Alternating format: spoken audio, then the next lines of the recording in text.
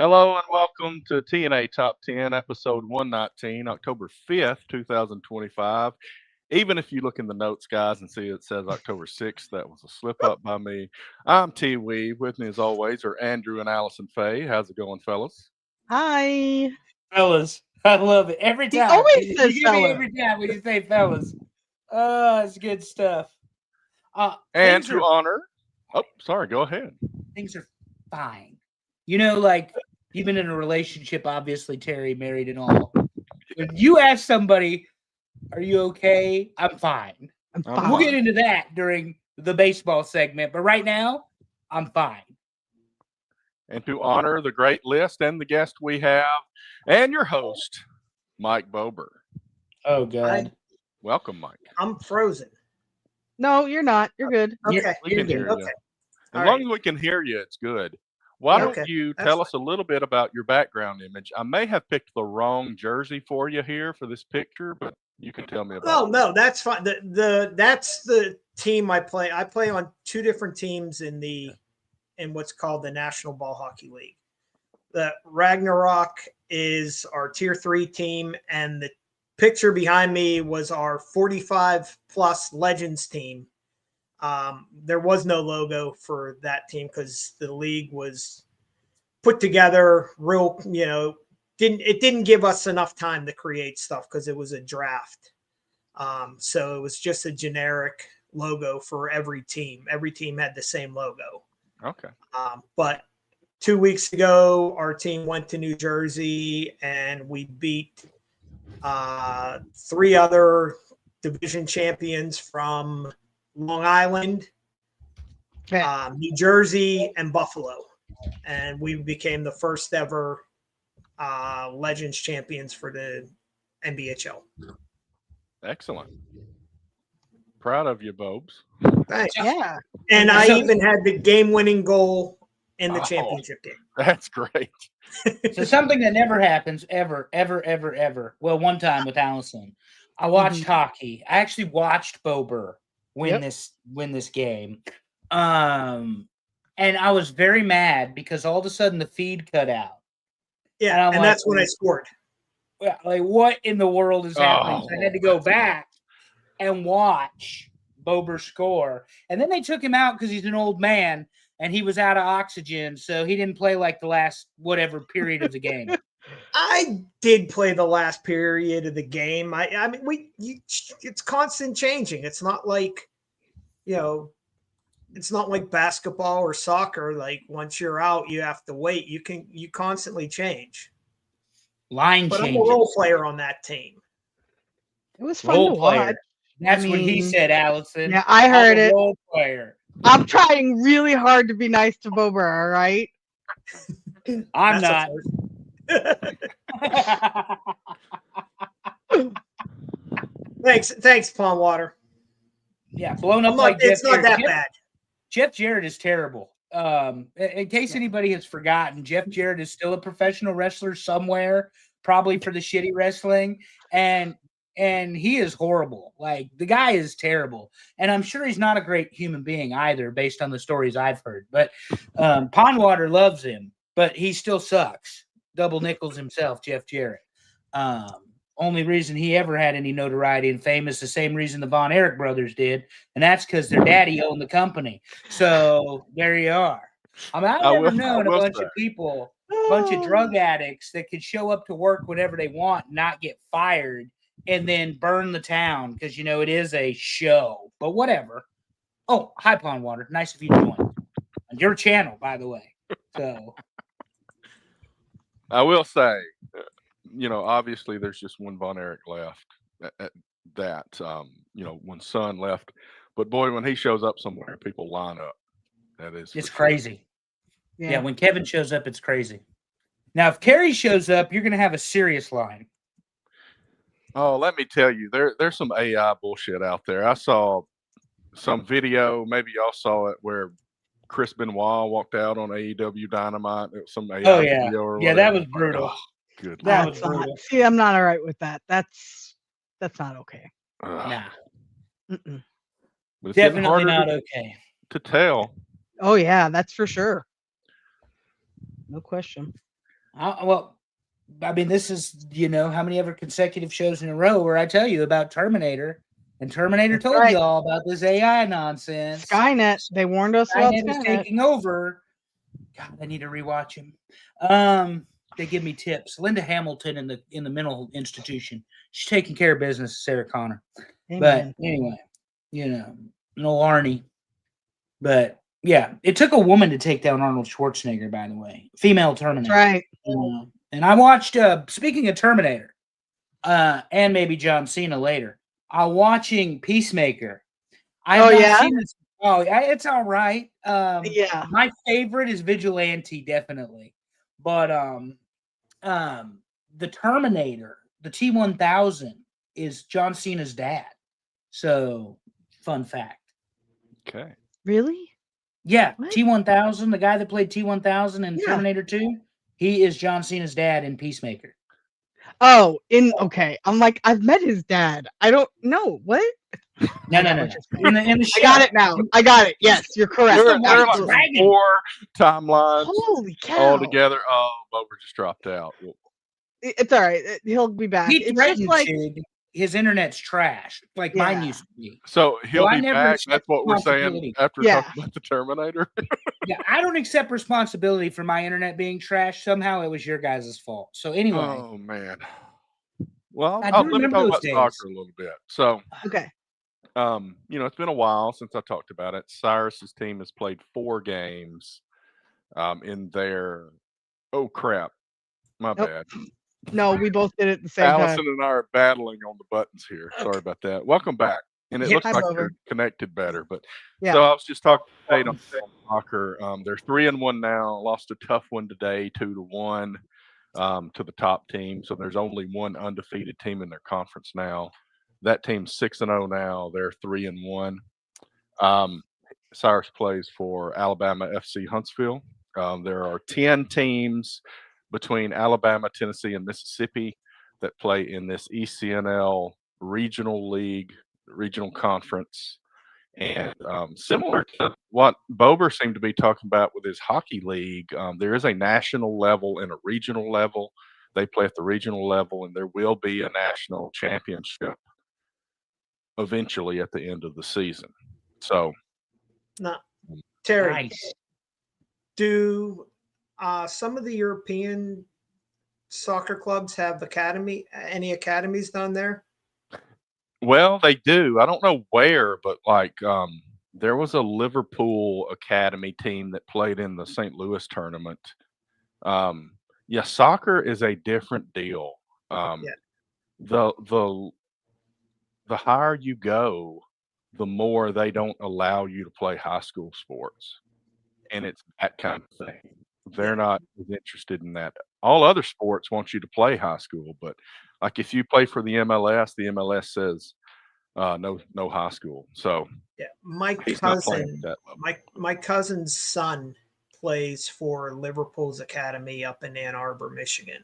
Okay. That's why I was asking. That might be the team that was there in St. Louis because it seems like I couldn't remember which state it was from, but it was definitely from the Midwest somewhere. I remember. Yeah, and I know a couple years before that he played for Real Madrid.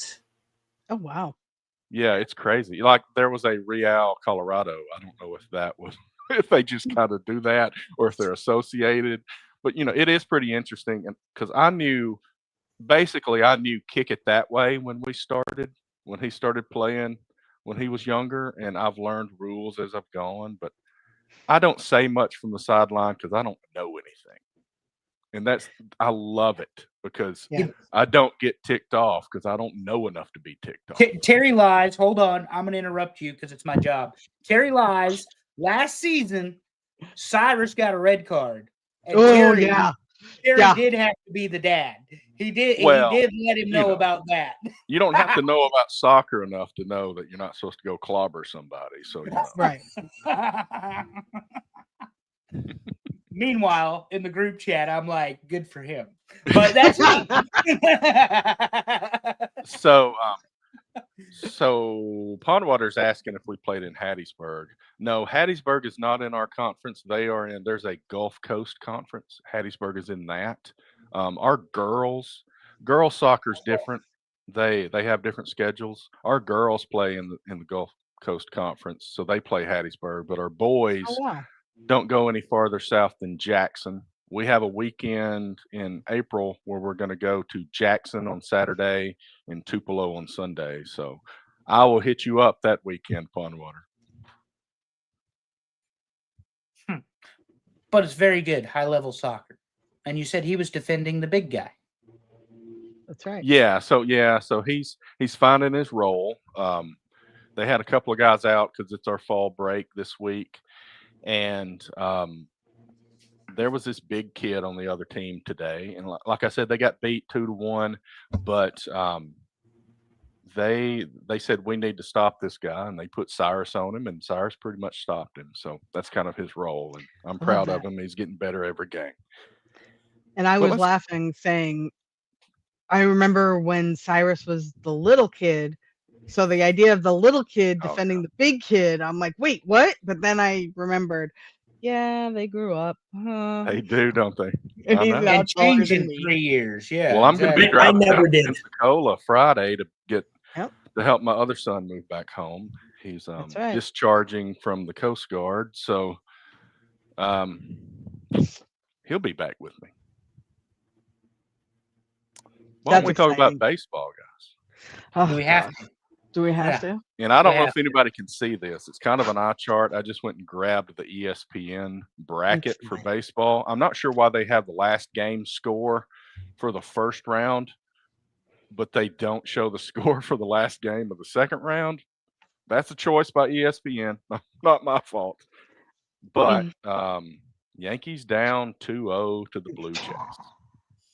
Yeah. Well, Cam Schlittler, before we get there, Yes, before we get there, I agree.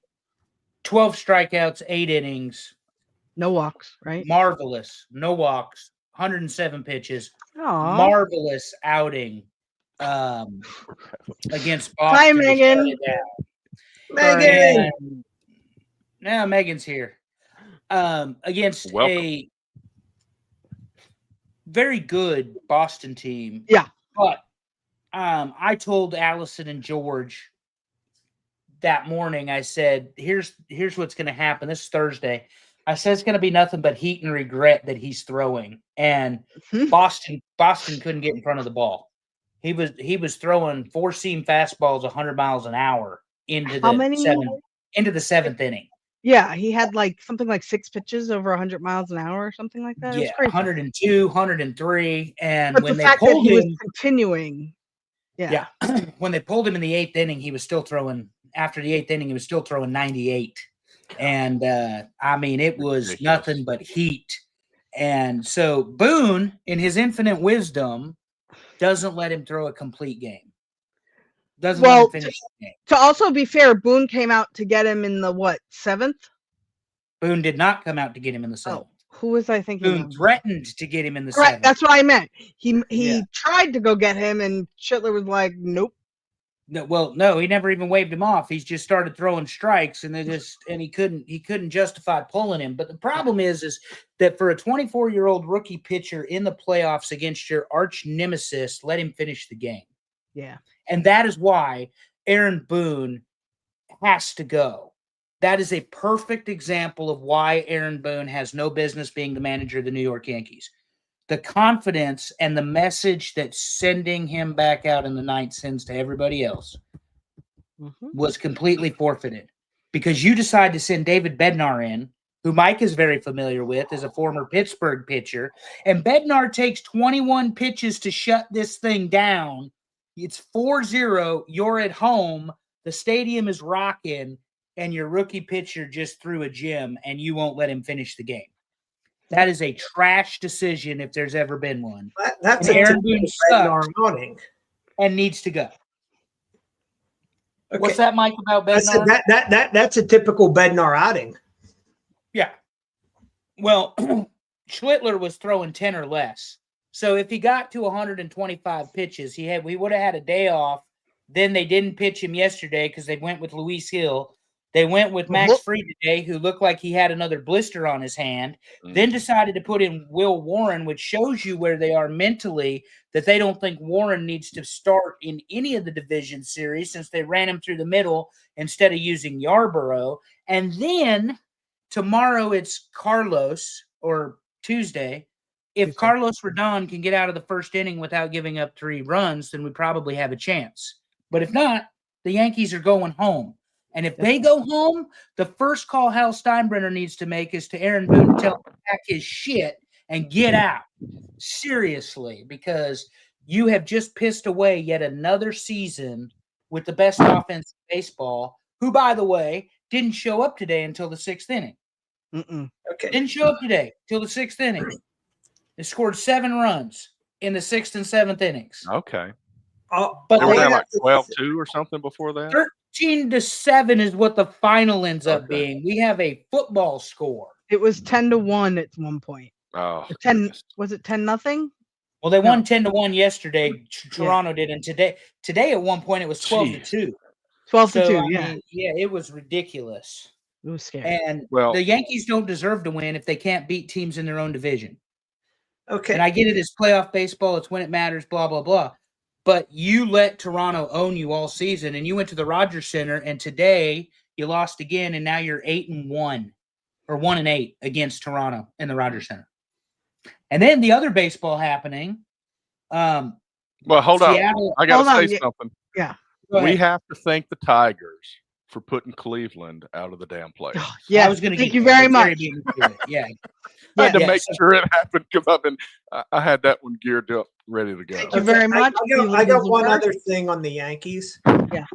I Tread lightly. think all 4 of us in this chat could have a better ERA than Luke Weaver.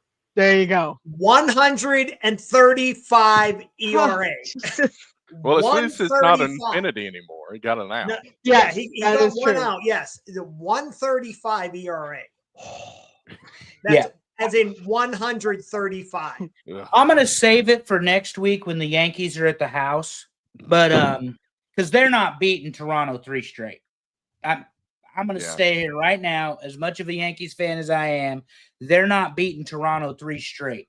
Yeah, that's You more gotta of a beat Red two- Sox thing. You got to beat 2 in the Thanks a stadium, lot, Terry. and then go take it from them in the Rogers Center. It's not happening. They're not Yeah, I beating agree. this Toronto baseball team, particularly if the bats don't start showing up. Giancarlo Stanton is still in hibernation, and Aaron Judge has not, unfortunately, been able to trigger anything again. So here comes the chatter about, oh, yeah, he's great until October. He's the best player in baseball. It doesn't matter the calendar month. So to people who want to say nonsense like that, good for you. But that's what it is. It's nonsense. And it's proof that you don't actually ever watch baseball. You just turned on Sports Center and may have paid attention for 48 seconds. So the greatest right-handed hitter in the history of the game, and it's not close. Right. And he could retire tomorrow, and he'd be the greatest right-handed hitter in the history of the game, and it wouldn't be close. Yep. So the other thing is, Terry, because you love the NL East, the Phillies and the Dodgers had a great game yesterday. I wanted to mention this. Okay. Roki Sasaki is now the closer for the Dodgers. He had that injury, and they brought him back, that impingement or whatever they call it. And they brought him back 1st of September, or second week of September, the 13th. And he has been their closer. And he took down Schwarber and what's his face, Bryce Harper last night. It's pretty impressive watching him as the closer. But Allison and I know what that's like. Mariano Rivera was a starting pitcher for a while. And then they figured out it was better for him to close the game than it Yep. was for him to get a 6.5 ERA through 7. So anyway, really good games probably between the Dodgers. The Reds didn't belong in the playoffs, but somebody had to be there, and it wasn't the Mets. But Well, the NL's pretty much going like you would expect it to. Yeah. There's a collision course between the Brewers and the Dodgers coming up. well, the Phillies Exciting. aren't going to go away quietly, though. That's the thing. But But to the Dodgers' credit, they stole one from them in Philly, which is a hard place to win. Yeah. So, I mean, it's a hard stadium to win. But yesterday, to the Brewers' credit, because I did see this before I got busy at work, Cubs starting pitcher gets popped in the first inning. It's 4-0. Council pulls him. I mean, the Brewers it was double. And the next thing you know, it's 4-0. And Council, the manager for the Cubs, ends that real quick. And they end up, I don't know what that score showed, Terry, but I think it was 8-1 or 9-1 that Brewers just pounded the Cubs. Mm. And you wonder if a week off would have mattered. You know, all these teams that had the bye, but the Tigers or the Mariners lost, but the Blue Jays won, the Brewers won, and the Dodgers so they went 2-2, you know, because the Phillies had the bye too. But yeah, I don't know. I don't know that it makes any difference or not, because the Brewers picked right up where they left off, and so did Toronto. But anyway, we'll see. When we're not taking a week off this time for the first time in forever, so we will talk about it next week. Yeah, like I said, and you guys can finish up this thought. As much as I love the Yankees, they're not beating Toronto 3 straight. So we will, on the next show, predict, or what I would suggest you should do as a New York Yankees baseball team moving forward into the spring of 26. Mm-hmm. All right, so we got a lot of football to talk about because we did skip a week. Let's get into it. Let's talk week 5. That was last weekend's games. And here's a list of them. Virginia with an upset against Florida State. Ohio State rolls Washington. Oregon, overtime win over Penn State. LSU lost to Ole Miss. Alabama beat Georgia. Auburn, another one-score loss because they've got no offense, and we'll talk more about that later. USC beaten by Illinois, and Illinois bounced back after getting whipped by Indiana. And then Louisville with a one-score win against the Pittsburgh Panthers. I went 6-2 on this. Now, Bober, so we saw Florida State get exposed in this Virginia game in the overtime. And what I mean exposed is on both sides of the ball, it was very apparent that Florida State's offensive and defensive lines were being dominated by Virginia. And Tony Elliott's a very good coach. He was the offensive coordinator of the 2016 or 18, I can't remember, Clemson Tigers that did win a national championship. The question becomes, when you see, because I'm gonna pick on Nebraska, and this is why. Tony White's the defensive coordinator of Florida State. There were no adjustments in his 3-3-5 defense against Virginia, and they just start pounding the ball in the fourth quarter. What should they have done to stop Virginia from being able to run the ball right down their throats? Since you confessed to us that you're a Florida State fan, now I'm putting you on the spot. I think they needed to have some more run blitzes than what they were doing. Yeah. As I told our other buddy on the show, close the holes. You know, they need the gaps were a little bit too big. Terry and Allison have heard this song and dance for me about Tony White for a couple years now. When he was the DC at Nebraska, so slow to make the changes in the game. In-game adjustments are not something he's going to do. And the problem for that is, if you're going to run your base 3-3-5 with gassed down linemen, you're going to get gashed and beat up, to your point. There's nobody running to fill the hole. There is no double A-gap blitz. There is no stunt. There is no twist. There is no outside defensive end pressure. And this is what you get. A team with far lesser talent in Virginia beating Florida State. And then apparently nobody died in that mob rush, Terry. I know you were concerned. But when they rushed the field, nobody died. It was quick. That was a quick reaction. They definitely did not wait long enough for there to not be a fine. Or I think the ball was still in the air, bouncing. Yeah, they didn't even review the play. Wow. Here they come. Man. Oh, I mean, they were chomping at the bit when overtime started. Yeah. I mean, they were right on that the white chalk of the back of the end zone. yep. And we've all been at those games where Yeah. you can feel it in the stadium Yeah. that something big is about to happen.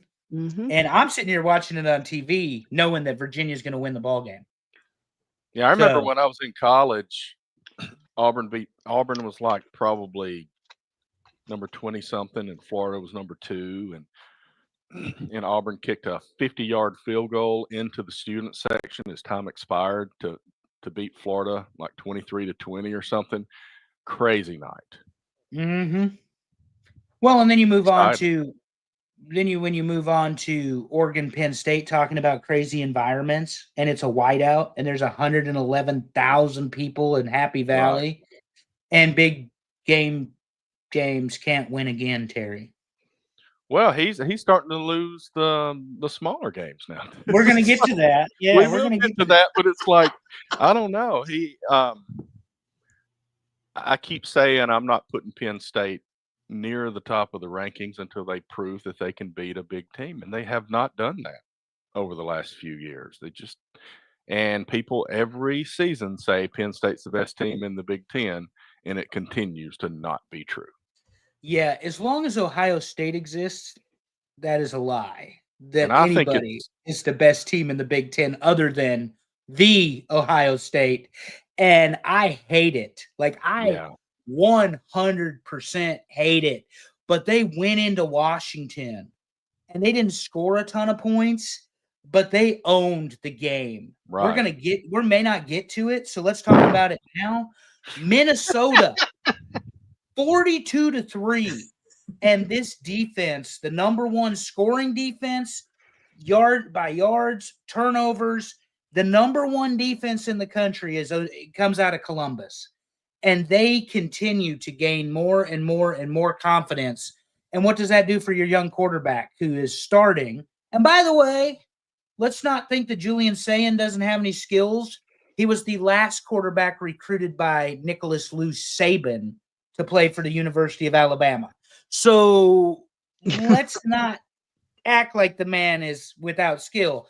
But when you have a freshman quarterback or a redshirt freshman quarterback in these big environments and the moment hasn't wilted him yet, and then his defense continues to keep him in the game, it's only the Ohio State, we haven't seen what they can become before this is all said and done. So Michigan, buckle up for your big game there at the end of the season because it's going to be ugly.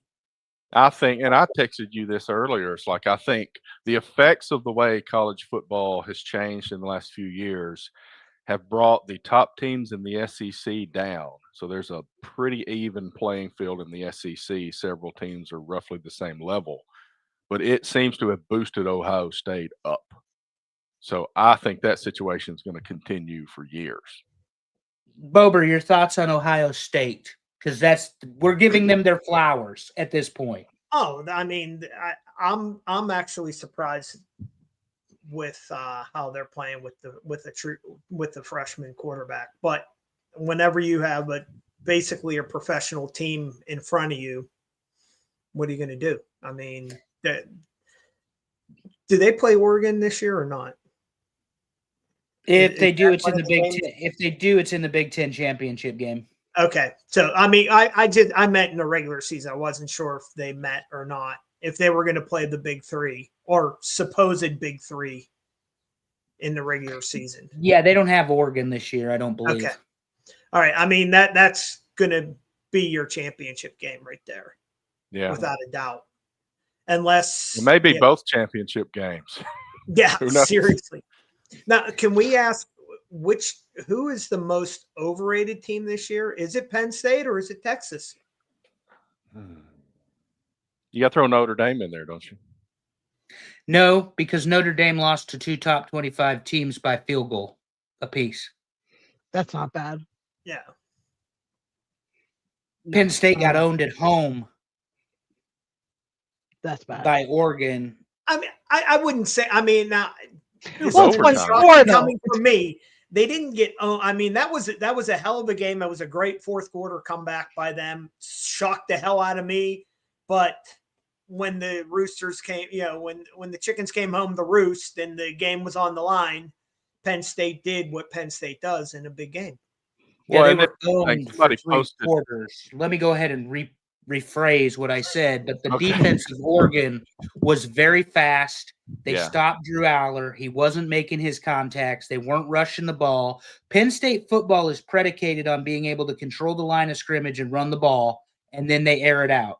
And they were not able to do that against the Ducks. And you don't think teams like Ohio State or Michigan or anybody else, including Nebraska, saw that and knows how to stop Penn State?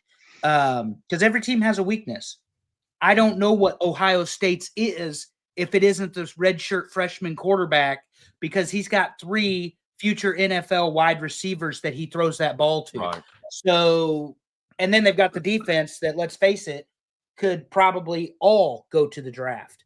I was only able to see the part of the fourth quarter and the overtime because I was at a Penguin game that night. But all that overtime did was just confirm the fact that I don't want Drew Allard as the Steelers' next quarterback.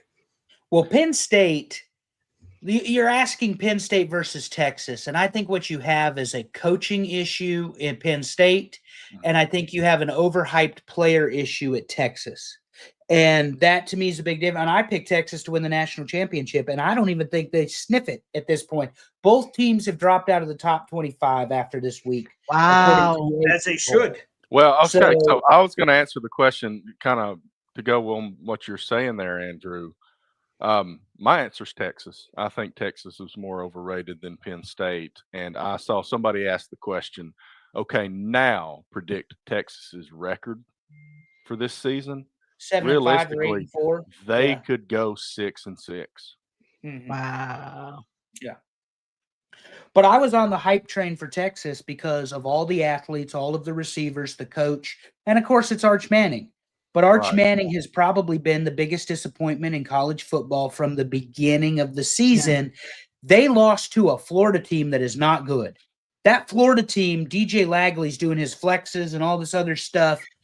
He finally showed up to play this weekend in the swamp against Texas. I mean, they have not been good, and we're not even on that scoreboard, but Texas has not been a good Florida's not been a good football team, and Texas has really not been a good football team.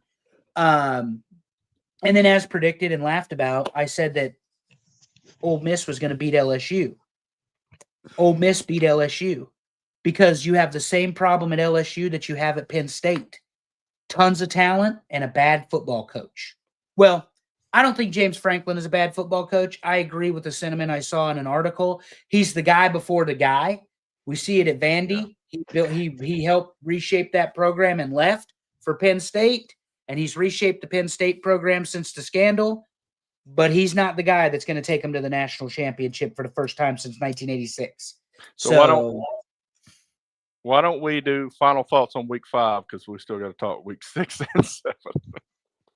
Big Game Lane gets it done in Oxford, Terry. As I told you all, don't bet against Lane Kiffin. And really don't bet against him on social media because he's just better at it than everybody else. And Bober doesn't want to talk about a Pittsburgh loss anyway. Right? Well, no. Well, I mean, that's all on your Alabama transfer, Eli. My God, how do you blow a 17-0 lead and then a 27-17 lead in the fourth quarter? But things got better because we need to talk about week 6. Yes.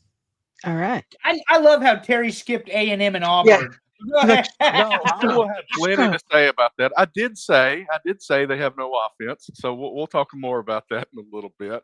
Here's a few games from week 6. I'll quickly go through these, but we focus on some other games. That's how we do things here. Ohio State puts it on Minnesota, like you said. A&M. Mississippi State has looked pretty good this year in some games. A&M said, not here, buddy. 31-9 against Mississippi State. Played them close, though, for a half, and then it was over. I mean, it was the first half they played – Mississippi State played A&M pretty tight, but after that it was over. So then Cincinnati with a big upset win against Iowa State. Sober's that's a big quarterback. That's the one that gave Nebraska so much trouble, and they only won 20-17. Cincinnati's sleeping in the Big 12 because they're going to play the spoiler. I'm not saying they have the talent to win the Big 12 championship, but they're going to ruin somebody's record along the way. And this week it was Iowa State. And there's a couple of undefeated teams out in the Big 12, but you don't know how well they've been tested. Right. I'm looking up the Cincinnati quarterback. Oh, okay. Michigan, Wisconsin. You got to tell us how good his hair is. What's his name? Shoot, Sorbin. He's a Samsonite. He's a This is the only time we talk about the Cincinnati Bearcats.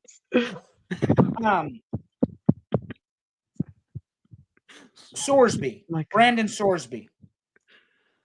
Anyway, Sorsby is a fullback that plays quarterback, and he has been unconscious since the loss to Nebraska in Kansas City. Yeah, he's got hair out. Fullback that plays quarterback? He's 6'3". Yeah, he's huge. Sorry. Yeah, I'm gonna stop now. I'm gonna stop. Yeah, he's huge. I mean, he's 6'3", but I think he probably weighs in around 265 or so. Actually, it said 235. So that's Alabama throwing. I was like, that's too skinny. You should see him in the uniform. He is not that small. Michigan and Wisconsin. This could be the year they let go of Luke Fickell. You know, they fired coaches with better records. Right. Sound familiar, Terry? We know all about that. Bo Pelini got fired on a 10-4 year. I'm just letting you all know. 10-4 because he couldn't beat Wisconsin. Louisville pulls it out, or loses rather, to Virginia. Virginia pulls it out in overtime again. Don't sleep on the Cavaliers. And from the Cartoon Network, big game, Bill Belichick loses to the human cartoon that is Dabo Swinney. Dabo reminds me of Dick Dastardly without the beard, particularly after the press conferences. This was on the Cartoon Network, 38-10. North Carolina, what a joke. They're going to fire Belichick. Yeah, I was going to say, can Belichick go away? This is bad. Like, they're going to bad. Like, I don't think anybody expected this. And it's at the point where his girlfriend is going to be like, dude, you look bad. You're making my socials hurt. Can you stop? That's what's going to happen. It gets to the point, though, and Allison, you don't necessarily have a point of reference to this, but Bober and Terry do. There's a reason only 3 coaches in history have won a Super Bowl and won a national championship. And that's still Jimmy Johnson, Barry Switzer, and Pete Carroll. So then that hasn't changed. So it was Johnson and Switzer from 95 on. But my point is, just because you're a good coach at the NFL or vice versa, because Saban found this out too. He was a 500 coach at Miami. He comes to Alabama and they loses 29 games in 17 seasons. So it doesn't always translate to being a good coach at a different level. All right, let's move on to the games we want to focus on. And first game, got some redemption here. Pitt with a big win against Boston College, 48-7. I don't know if this new quarterback, this Heitzel, is going to be the real deal or BC is just that bad. I mean, this is a true freshman thrown for 4 TDs and over 300 yards. And that's the thing, because they lost Castellanos, right, to Florida State. So you don't know what they're left with. But, Pitt did it. Yeah, and we play Florida State next week. Right. Well, it's not that Boston College has a bad coach either, talking about coaches. But Bill O'Brien, obviously, and is it still Adazio there at Pitt, Bober? Yeah, it's Narduzzi. Or Narduzzi, rather. I said Adazio. Yeah. That Steve Adazio was the other guy. Narduzzi, from the defensive coordinator before he was the head coach. Yeah. It is that team that's going to beat people they shouldn't and lose games they shouldn't. So, that's kind of been their MO for the last couple decades. That's me saying that. I forget that I always end up at mark out moments on here instead of TNA top 10. As in somehow. Phil Rizzuto? What am I Well, missing? it's another movie reference, Rizzuto. Since we're talking about Saturday Night Live cast members, that's from Rudo. Yeah. Sorry, I had to throw it in there, but then I had to explain that wasn't pond water. Anyway, carry on. But yeah, Pitt plays. You say Florida State there, Bober? Yeah, they're at Florida State next week.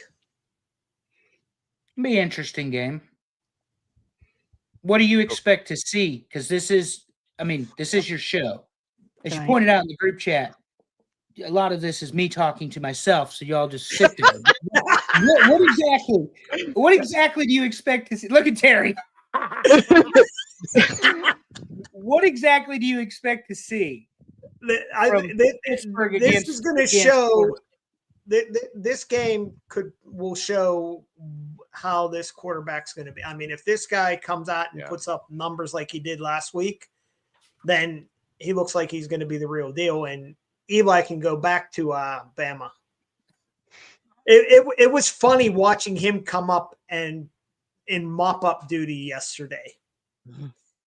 So, I mean, he just hasn't looked good at all. And, I mean, he looked bad in the West Virginia game. He looked really bad against Louisville in a game that they had no business losing. And, I mean, between him and them getting flustered by a bad call is ridiculous. Yeah. So, I mean, it was like a botched punt that should not have – it should have been fair catch interference. I mean, it was a horrible call by the refs on that turned out to be a fumble, and that changed the tide. We went from 17-0. They get the ball back, go down and score. Next thing you know, it's 17-17. Yeah, kick catch interference is a real deal. So since you said West Virginia, I'd like to point out again that next year is going to be huge for Rich Rod because they can't do anything but lose this year. So they're only going up next year over there in West Virginia. Sing the country road song, Terry. Is this going to be one of those Colorado got better kind of deals? They'll be 4-8 next year, so it'll be better? No. Well, Rich Rod was almost the head coach at Alabama, if you remember. That's right. What a joke. Oh, as a former coach of Michigan. 16-9. Anyway. I believe that was the score. 16-9. 16-9. Or was it 13? I forget. And your boy Pat McAfee missed a bunch of kicks that game. Oh, you're talking about the backyard brawl back in 2002? Yeah, that's right. Was it 16-9 or 13-9? Or maybe it wasn't 2002. It might have been 2005 or 6. Either way, West Virginia had a chance to play for the national title and did not. So nope. And that was before Rich Rod went to Michigan because he was a Michigan man. Lying bastard. He's from West Virginia. Move on. Terry, what's next? We got Nebraska with a 38-27 Michigan State. And what's his name? Aiden Childs? Is that his first name? Aiden Childs. Yeah, Aiden Childs, 9 of 23 passing for 85 yards and 2 picks. That's not they didn't let him do nothing. Number 1 defense in the country. Passing defense. Here's the problem with that.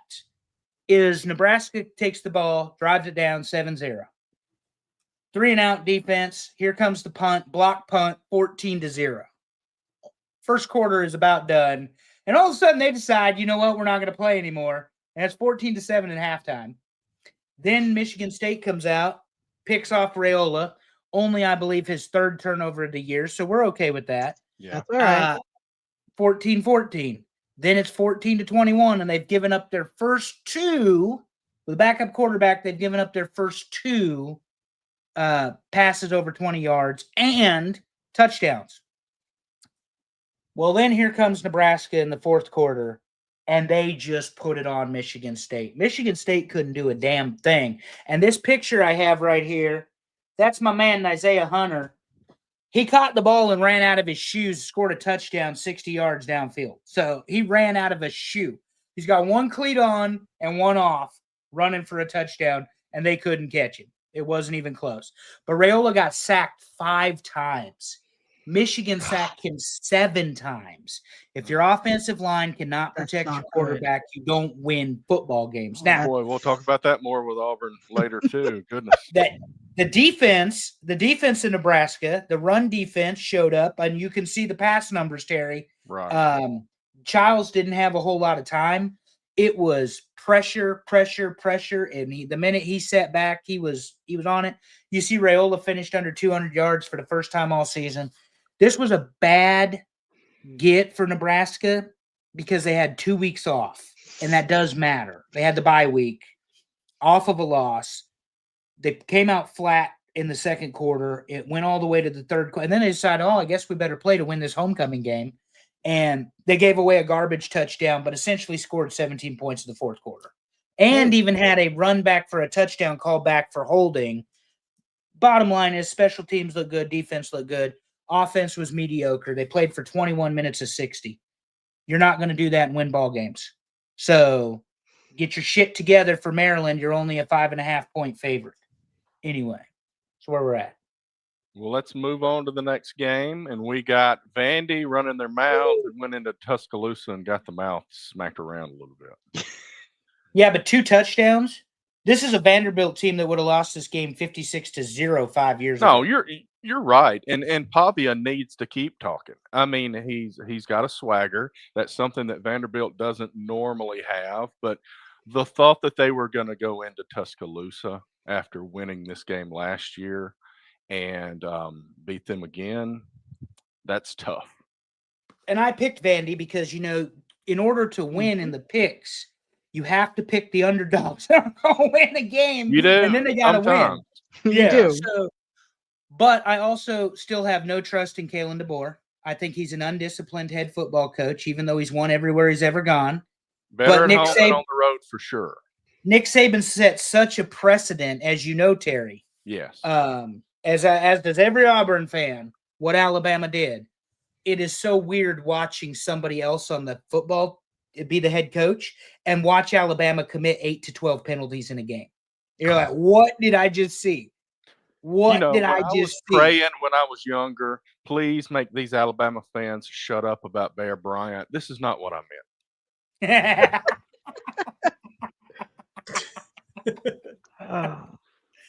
But yeah, Vandy is still a solid team. But here's the news, and we're going to get to the poll shortly. Alabama beats Georgia between the hedges. Yeah. And number 16, Vandy comes in with all the hype, and they shut that down too. And Florida State has now lost twice, once in overtime to Virginia, and they kind of got, which we'll get to, pushed around last night by Miami. It may be next. There it is. 28-22 was the final, but I think that was some back-end points toward the end of the game, wasn't it? Yep. Yeah, Miami was never out of control of this football game. Right. Even when they were down 3-0. You could tell Miami. You all have watched enough football. You've watched enough sports in general. You know when you're seeing a really good team and a team that just isn't quite going to match up. That's what this was. Rivalry aside, and this isn't the 90s, unfortunately, or even the 80s, where this was really, really fun watching Florida State and Miami. But again, Tony White, no adjustments on the defense. The U just out-muscled Florida State on the line of scrimmage. And, of course, Terry, you have a former head coach as your coordinator at Florida State, and Gus Malzahn. Right. Gus is going to do what he's going to do with athletic quarterbacks, but look at the passing line. 25 for 45 against a fairly good defense, top in the country. You're asking him to throw the ball 45 times against a top 10 defense. I think the biggest impact, Gus is going to put up numbers offensively. He's going to play better in big games normally. But I think Nick Saban talked about this a little bit on game day, and this is not a prediction by any means. It definitely worked out that way at Auburn, but eventually Gus's offense is going to run into some issues with offensive line recruiting. They may not have as much trouble at Florida State because they're in Florida. That helps. And the fact that your defense is facing that offense in practice all the time hurts your defense, because that's not the offense that you're seeing every week. Mhm. So that's the thing that Saban talked about.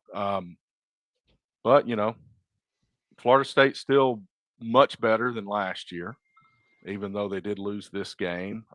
Castellanos has the swagger we talk about, and they're still going to play well the rest of the year. But this is a second loss for them, and I don't know. I've got my concerns with Gus being OC, but who knows? He may be a head coach next year for all I know. And for the Auburn and Nebraska fan in the room, the U is number 2 in the country, according to the AP, Terry. Like this is the 1990s again. Right. I have a gripe with the voting poll. How is it ours? No, we're infallible. Not ours. Not yours here. Perfect. I'm talking about the AP and the ESPN and all of that. I want to know how some teams that are on a bye drop and other teams that are on a bye moved up. Like Oregon dropped to number 3 to Bober's point. The U slingshots in front of them to number 2, and undisputed, essentially, Ohio State's number 1 for those of you who didn't see the top AP poll today. Yeah, but there were some teams that jumped up quite a few spots that were on buys. Yeah. Yet Oregon drops on no fault of their own. And I don't think they should have dropped. With probably, other than maybe the way the Texas and Ohio State game was hyped, they probably have the most impressive win of the season so far. Going into College Station, going into Happy Valley, and winning in overtime against that defense. And yet they dropped. Yeah. I mean, I agree with you, Bober's what I'm saying. They probably have the best win of the season of anybody. Because even when I joke about Lane Kiffin and LSU, that was at home. They didn't go to Tiger Stadium and take it from LSU. They defended the house. And that is extremely important. And Penn State was not able to do it with 111,000 drunk Pennsylvanians at 7:30 at night. I knew that didn't Except sound for right. that little corner, that little section way up in the right corner that was all green. Little bit of a correction. You said College Station. I'm like, hey, that's not right. State College. State College, whatever. Yeah, College Station's in Texas. Right. State College. Yeah. Point being, probably the best win of the season, Oregon Falls, because they didn't play this week. Sure. Yeah, and I mean, we've seen some detailed criticism. And that's not to say Georgia, particular Alabama voters. wasn't a good game for Alabama. But Right. I mean, that environment at Penn State was next level. So anyway. Yeah, and I mean, and Penn State was ranked way up there. Mm-hmm. Yeah. All right, let's go to the next game. Speaking of Penn State, Bober is up. I'm going to go ahead and let him lead, Terry. go ahead. I was at the bar with some friends watching the end of this game, and it was just, I mean, you're in Pittsburgh whenever surrounded by Pitt fans when a cheer goes up at the end of this game, whenever they stopped them on fourth down. It was just so pretty. And it couldn't have happened to a nicer team. And Nico went off. I mean, not a lot of passing yards, obviously, but pretty respectable passing. He had 128 rushing yards and 3 touchdowns, and he passed for 2 more touchdowns. Wait, 5. That's the quarterback? Yeah. That's pretty freaking good there. This is the guy that was at Tennessee last year. Yep. That everybody's been making fun of all year because he went to UCLA. And the best joke, though, is all 40 fans rushed the field at the end of this game. Oh, yeah. The oh, my God, was that stadium empty? Oh, they need a different stadium. What? I mean, I think they Troy said that. 39,000 in attendance. I said, where the hell are they all at? Yeah. But I thought I was watching a Pitt game. Yeah, I mean, with that crowd. But here's the thing is Penn State lost to a winless team. Without a head coach. They Without a head are coach. they are the most overrated team in the nation. Not Without only a were they head coach. winless, they had not even held a lead all year in any game up to this point. Holy cow. Yeah, this is one of the two we were talking about 2 weeks ago, Allison. Yep. Virginia Tech fired their coach, and they should have, because apparently they lost to Old Dominion. And UCLA fired Deshaun Foster 14 or 15 games into his tenure. These guys, they don't even have a head coach. They have an interim head coach who goes and beats the number, whatever team they were in the country this week, 7, 9, 10, whatever it was. And UCLA built that huge lead, and there was no way for Penn State to come. I don't care how good you are. At one point, weren't they up by 30? Genuinely, Oh yeah, UCLA, they stormed back and almost got there. Yeah, I mean, I was afraid Penn tried to State make was it actually going to win this. Yeah, but then UCLA kept scoring though. At one point, Penn State starts coming back, and UCLA put more points up. They're like, nah, good try, but nah. Yeah. Yeah, and that's the point is that UCLA, I mean, this is any team, and when you start looking at, once you get outside of Oregon, Ohio State, Miami, right now anyway. Yeah. You look down that line, it is wide open, and this is one of the reasons why. I mean, UCLA against Jim Knowles' defense, you just said Terry Nico rushed 128 yards and 3 touchdowns. Mm-hmm. You're not going to spy a quarterback like Nico Amaliva. Right. Well, I would tell you to spy him. But anyway, enough of that. UCLA sucks. Penn State sucks worse because they lost to him. But anyway, Nebraska's going to put an ass whooping on both of them. Speaking of overrated, here's the other one you talked about. Texas goes to the swamp and learns what the swamp is about. Now, I'll say this. Billy Napier needs his back to the wall for his team to come out swinging. Because apparently that happened last year, too. I mean, seriously. Lagway, almost 300 yards passing, 457 total yards of offense for Florida against Texas. This is the DJ Lagway we all thought we were going to see for the last 4 games. Right. Like this guy. And to your point, Steve Spurrier named it the swamp back in the 80s for a reason. You did not go into Gainesville and win football games. Nope. You just didn't. You weren't going to beat them at home. But 6 quarterback sacks on a Texas offensive line. And I may have told you all this at the beginning of the season, which is one of the reasons I picked Texas to win the national championship. They have 5 returning starting linemen at Texas. And they allowed 6 quarterback sacks. Right. Returning 5 starters. And they made Arch Manning look average. So he has yet to beat anybody of any significance. Right. And that's why I said that's a possibility they just win 6 games this year. Yeah. They got some big teams coming up. I mean, Vanderbilt, you can't chalk that up for a win. Well, and as good as Uncle Peyton was at Tennessee, he didn't win the national championship because Nebraska beat the brakes off of him 42-17. As y'all remember, I remind you, the last national championship. But Eli played for Ole Miss, and they didn't win tons of games while he was there either. So, it's not that he's not got the NFL pedigree, but the expectations of him were so high, and I bought into it the same as everybody else. Yeah. When you watched him step in last year for years, he looked like a guy that could play ball. Right. Florida made him look silly, and this is not a good Florida football team, or they hadn't been up to this game. Exactly.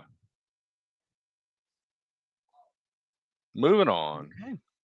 Here's the top 10 list. The poll. Ooh. Thanks everybody who voted. This is a week 7 poll. That's how they name them. At least your listeners are smart. So just kind of like Andrew stated, I'll run through this, but you'll notice exactly what he said in this poll. Number 10, Texas Tech at 5-0. That's the top Big 12 team in the poll. Indiana at number 9 at 5-0. Georgia at number 8 at 4-1. Texas A&M 5-0 at number 7. Alabama 4-1 at number 6. Ole Miss at number 5. They're 5-0. Number 4 is Oklahoma 5-0. Number 3, Miami 5-0. Number 2, Oregon 5-0, and number 1, Ohio State 5-0. Now, what I'm saying here is Andrew said this exact same thing. You got these three top teams, and then you got this big mess of teams that are all pretty much because there's 5 consecutive SEC teams here, and I can't tell you which order they should be in. No. Other than Alabama beat Georgia. And Texas Tech has won games impressively. Yes. So I think they belong. They spent $56 million on this football team. Oh, I don't know. Player payout? It might be more than that. That's more than what Bob Nutting pays his players for the Pirates. Yeah. So my point was that probably 10 times what the Marlins pay their players. Yeah, they paid a lot of money for that team. Indiana, of course, was off this week. Old Cigarette Kurt. I tell you, and I said this the last time we were together. The man is the personification of a filterless Pall Mall. I mean, he just looks like a cigarette. Smoking Kurt Signetti. His brother was offensive coordinator for Pitt for a little while. Yeah, I'm not a Kurt Signetti fan, and it isn't because they beat the brakes off Nebraska. It's because of the way he carries himself. Yeah, that dickhead is about to hit Murderers Row in the Big Ten this weekend because I believe he draws Ohio State, Oregon, and maybe Michigan or Wisconsin like consecutively. And so that's not an easy row to hoe. So we'll see how he does. But well, hey, if they got Penn State on the schedule, yeah, there's a win. But Oregon, and Ohio State to me are the top. And Miami has proven that you until somebody beats them, they belong. But I think personally, and this isn't a slight at Terry because I saw how the Auburn game went, all defense. I don't know that Oklahoma is number 4. I don't either, and I was going to say the same thing. I put Texas A&M above Oklahoma because I think Texas A&M is a better team than Oklahoma, and I know Oklahoma has a couple of higher ranked wins, but to me, I just think Texas A&M is a better all around team. Well, when you look at it, Oklahoma took down who? They took down Auburn, right? And they had so. Let's see, between A&M and Oklahoma, I guess A&M beat Notre Dame and Oklahoma beat Michigan. Okay, so Oklahoma beats Michigan and Auburn. A&M beats Auburn and Notre Dame. So probably pretty even criteria there. Yeah. Ole Miss, I love y'all, and I love Big Game Lane because he makes me laugh. But Ole Miss is not the number 5 team in the country just because they beat the Tigers at LSU. You don't even have LSU on this list. But there, to me, is no way that Ole Miss is number 5 in the country. But my problem, though, is then you got to figure out who do you put there. Alabama. They beat Georgia, and they took care of Vandy. And, yes, I know they lost to Florida State, and they got dominated physically, but their bounce back's been pretty good. Georgia's probably in the right spot. I think A&M deserves to be about where they are. But Alabama, to me, is the best SEC team.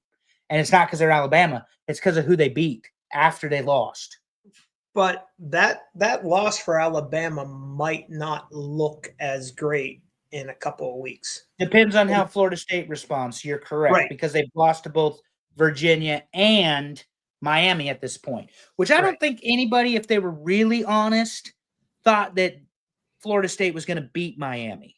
No, but the Virginia loss, that might turn into a good loss depending on what Virginia does the rest of the way. I mean, I wasn't expecting them to beat Louisville last week or this past weekend either.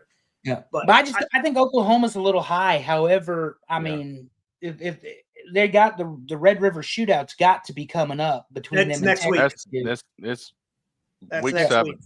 So there you go. Anyway, good list. I think it's the top 3 and everybody else. Because here's the thing I would predict, and I think this is fairly accurate. You're going to see those bottom 7 and 9 teams continue to rotate through. Yeah.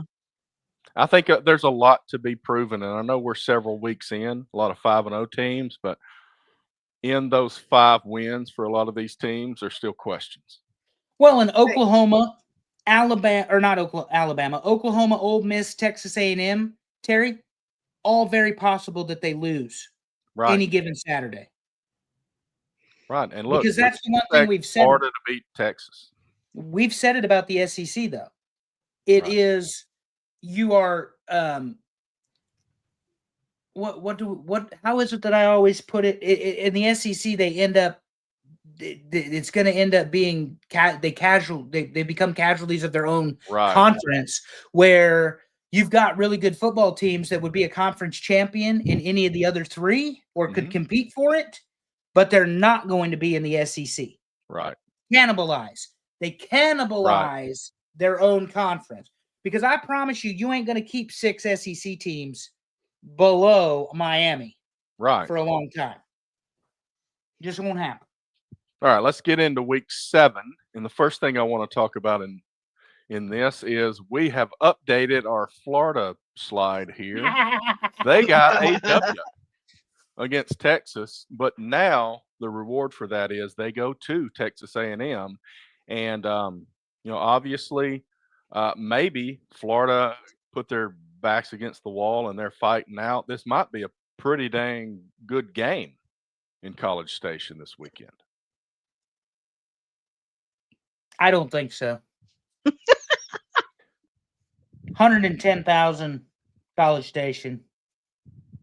Aggies all the way. I think so too, but I think it's going to be closer than if you asked me 2 weeks ago, I would have thought 20 points. Mm-hmm. The way that Florida they could shrink the deficit, but the one thing about the Texas win is it was still only 1 score. Mm-hmm. And it was in one of the hardest places, regardless of who the team and the coach are, to win the football game. And A&M, likewise, one of the hardest places to win a football game. It is. Terry can attest to this. Auburn goes on the road in an absolute slugfest with A&M. There was no offense in that game. It was all defense. Well, the offensive line was complaining they couldn't hear. So Auburn was trying to adjust to the noise. Yep. And that's what Florida's going to have to do with the pressure that Elko's going to provide from his defensive front. Going to be ugly at times. But anyway, carry on, Terry. Let's go to the next game. Here's a list. I don't have any graphics individually for these games. So we got Georgia at Auburn this weekend. I think we're going to learn something about Georgia here. Unless Auburn has made some real adjustments in the off week, I think it's going to be a really low scoring defensive affair. Okay. Dave's catching up on the conversations. He texted me. He's texting me. So for those who aren't watching, Tepsi said Jeff Jarrett is one thing, but raise up off of Ole Miss. Ole Miss is her team. Hey. We love you, Teppy. Sorry. It's possible that Lane has them the best team in the SEC. We just don't know who it is at this point. Yeah. It's possible. But yeah, I think Georgia's just too much. It's Georgia. Even if they aren't Georgia, it's going to be Auburn probably keeps it fairly close just because I don't know that anybody's really whipping Auburn because of the defense, and it's at home. But I'm seeing Georgia by a touchdown here.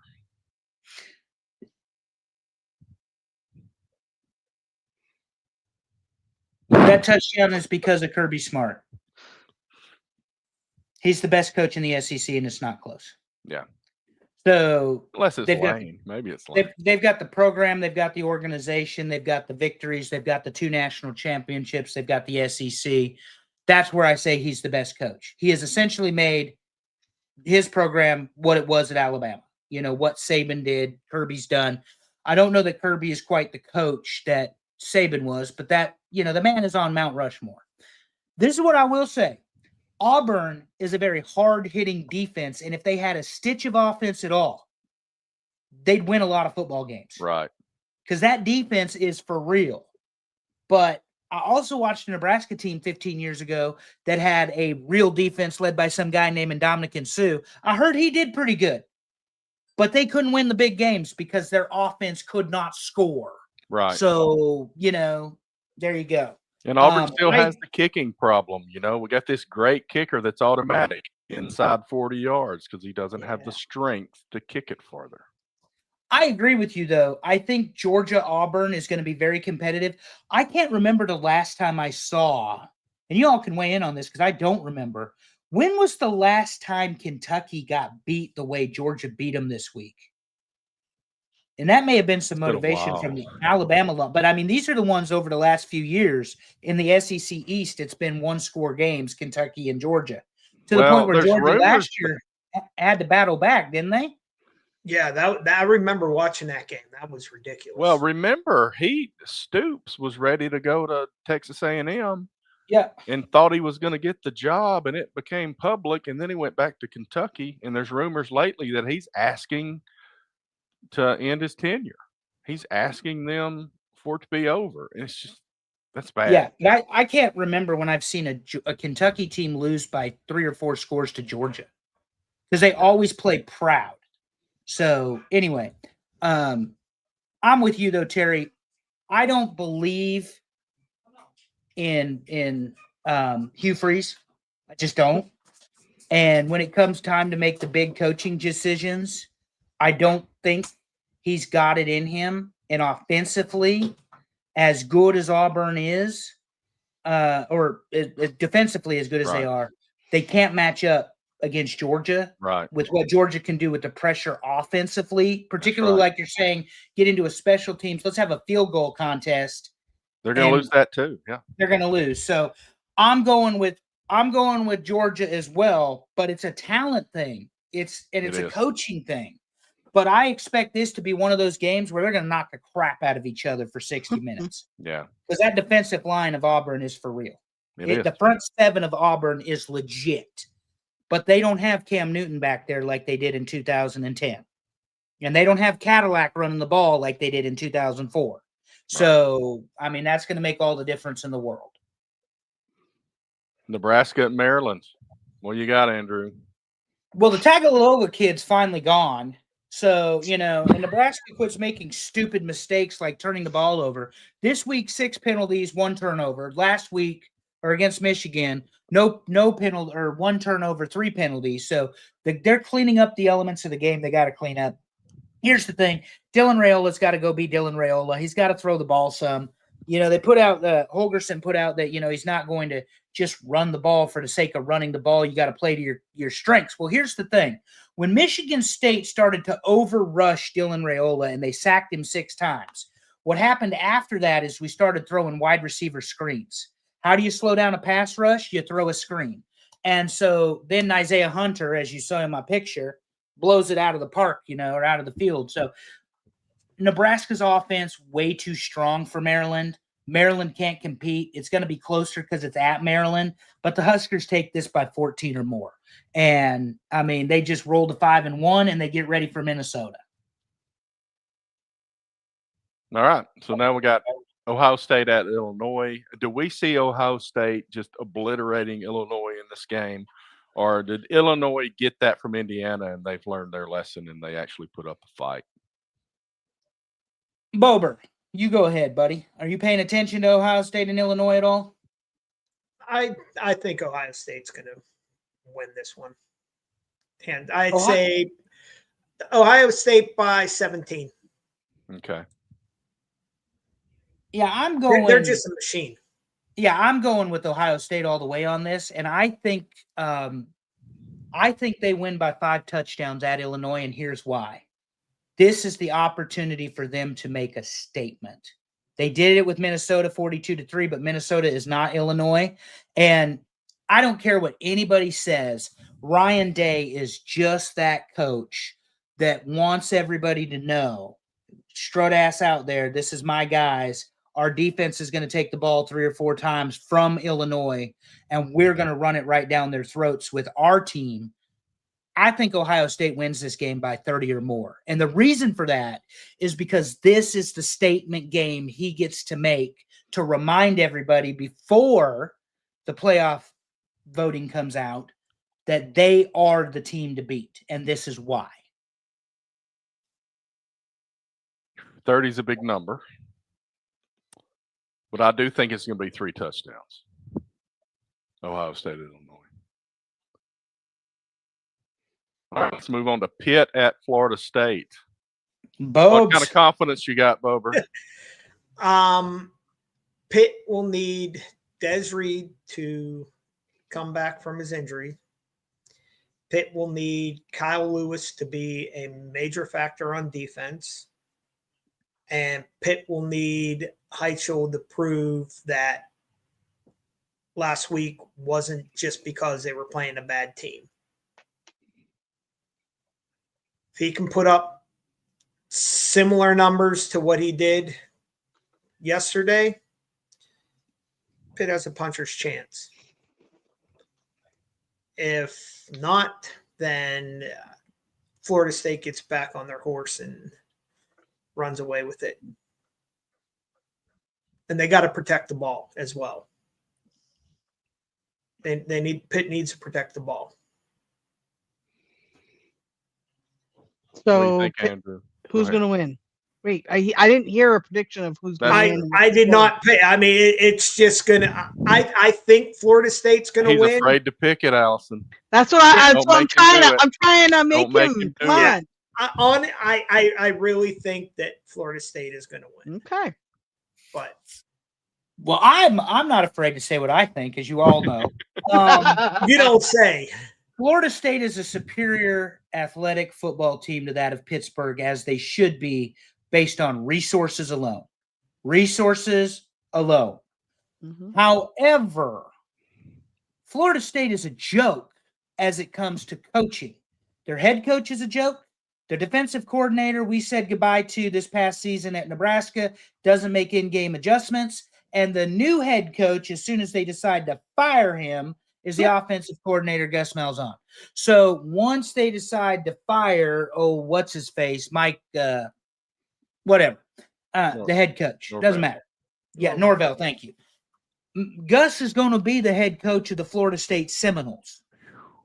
So what you're saying is he'll be the head coach of both teams that won games against him for national championships. That is correct. Correct, sir.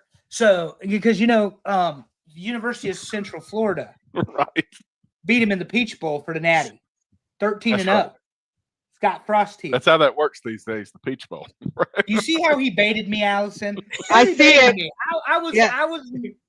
I was making a point and he baited me. Wait, you want to talk about baiting? Mr. Syracuse decided to show up finally. Yeah, what's happened to his orange? He was puffing his chest up after they beat Clemson. What's happened to them the last 2 weeks? I don't want to hear about their damn quarterback being hurt. Lord, here we go. Bober's here. Man up. So, anyway, I think Florida State should win this by 2 touchdowns. I don't have the faith or the trust in the Florida State coaching staff to make the decisions that are necessary in order for Florida State to have a really good season, because they've proven that they don't. Again, Tony White let his defensive line get dominated in the second half of that Miami game.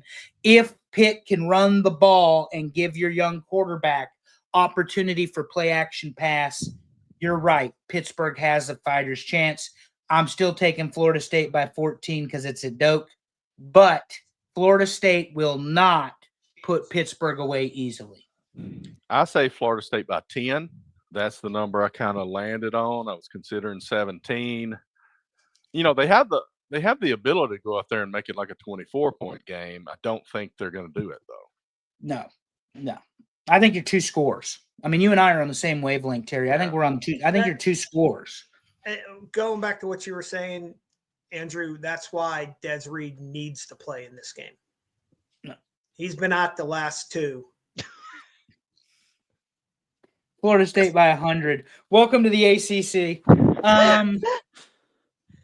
Anyway. Devin, Pitt just picked off Syracuse for another pick 6. That, my friends, is called a callback to last year. Terry, I heard that there's a big game in Texas, the Oklahoma-Texas game. We used to call it the Red River Shootout before too many school shootings in this country. Now I think it's just the Red River Rivalry or whatever they call it. Right. Do the Sooners have enough magic in the wand to beat Texas or not? See, this is the tough part because we were just talking about thinking that Oklahoma was overrated, but Texas is really struggling and they've dropped off the table completely. Oh. Do they pull it together against Oklahoma? I don't Oklahoma's think they can. quarterback is also out for the season. And they're For the playing in season? Texas, right? Yeah, surgery. It's neutral Yeah, site. surgery. I thought he was supposed to come back. Let me look. Didn't I see he was out for the season? I don't think he's out for the season. I think it was a surgery he could bounce back from. That is key information here. Yeah. When will John Mateer return? And Allison, the Oklahoma-Texas game is always a neutral site, but it is played. That's why I put versus. Okay. Yeah. Cotton Bowl. Yeah. Got it. Thank At you. least it used to be. I don't know if it's still yeah. there or not. I think I would it's think still- it has it's something either to- there or is it at Jerry's World? So Venables is saying he's assuming that Mateer will not play against Texas, but the Okay. expectation is he's going to come back within a week or two. Oh, Because okay. the I thought it was surgery was season-ending something. surgery. No. It's definitely something he can come back from. Oh, okay. Good. So that But that without- changes things completely. But But yeah, without Mateer, Oklahoma doesn't have any offense. right, they definitely didn't run the ball against Auburn. Other than Mateer, I don't know. That's a tough. I still think Oklahoma's got it because I just have no confidence in Texas at this point. But Thanks, I think Dave. it's more like a field goal or a touchdown. I mean, this is a 12-15 game to me. Like, Yeah, you're that's right. what, like It's 6 to probably gonna 9. be- Yeah, Some unless defensive somebody- play may win this football game. yeah, somebody breaks loose and scores late or something. I mean, I would call this like 17 to 9 or 17 to 12 or Yeah. 15 to 9. One score, but give me Oklahoma only because I think they've got a better defense than Texas. Oh, this does good point here by Dave. Cotton Bowl during the Texas State Fair. That's And what I thought, anybody- yeah. And Oh, anybody that watches his show, I have been his to that. daughter was on there talking about the Texas State Fair this past episode. Mm-hmm. So it all comes together. I had to catch the Gained rewatch about to 15 work. pounds listening to that show. I have watched that. I have been to the Texas State Fair, and it is impressive. So the last game, Michigan at USC. Who cares? Who cares? And they This both one, I lose? mean, these are two second-tier Big Ten teams, right? I don't know. Can Michigan go to USC and win this, Andrew? We don't No. have to spend much time on it. So you Oh, think wait. USC? Can Michigan go to USC and win this in the Coliseum? Absolutely. Okay. So Michigan has a defense, and they've got a very good mobile quarterback. USC, of course, has Lincoln Riley and probably 4 of the top 25 offensive players in the country. But as we know, they don't play defense. right. They lost to, or they won. No, they lost to Illinois by 2. Michigan's going to play a much more physical brand of football. They've got 2 pass rushers on the defensive edges that are going to be NFL first round or second round picks next year. And I do not live in a world where I would ever pick USC when Lincoln Riley is the head coach in a big game. Lincoln Riley is got pretty offense. He's the girl you want to take to the prom, but he's not going to get it done. So Michigan by 9. Just Okay. an arbitrary number, 9. So that'll be week 7. We'll talk about the results of that next week. And why don't we move along to wrestling? And we got Crown Jewel coming up next weekend in Perth, Australia. And just like they always do, they don't have many matches scheduled for this. They're not AEW after all. So let's talk about them. Okay. So we got Rhea and Io Sky going against the Kabuki Warriors in a non-title of any kind tag team match. That will be fantastic. What city is Rhea Ripley from? Oh yeah, Perth. Yeah. Rhea and Io in a runaway. Well, no matter what, honestly, I think it's Rhea and Io in a runaway, if they were in Australia or not. But they're going to do the feel-good moment thing. It is Rhea's hometown. I was being a Oh, God, yeah. But yeah, they're going to do the feel-good moment thing. Well, if Vince was still in charge, yeah, Io would be turning heel on Rhea. Yep. Probably. I think we're going to see Kyrie going heel on Asuka, or face, I guess. But my girl Asuka just had her birthday. Come on now. That's right. And I think, in all seriousness, they've opened the show with that match because they're going to get the crowd loud. And when Rhea's song hits, all them people in Perth are going to freak out. So I would imagine this opens the show, and I would think that Rhea and Io win fairly handily. Particularly based on the way the creative has gone the last couple weeks, where the Kabuki Warriors keep getting the best of them. This is just classic wrestling. The bad guys win, the bad guys win, the bad guys win until the match, and then the good guys win. Yep. The real question is who's getting up at 8 a.m.? Certainly not me. I have to work. I will be up. Don't know that I'll be watching it, but I'll be up. I'll watch I do it. have, and I didn't mention this during the baseball talk, but it's not relevant to anything, but it does matter. I have a resignation letter written that says I'm fucking off because I won the lottery. I will change it when Aaron Boone gets fired to I'm fucking off to take over the New York Yankees. But there's 100% a fact. If they hired me for WWE to run creative, I would say the same thing. Never would I accept a job for AEW. I know you all needed to know that, but never. Okay, we did. Thank you. Job. Never. Ever. Okay. Snowman. Anyway. What other matches are there, Terry?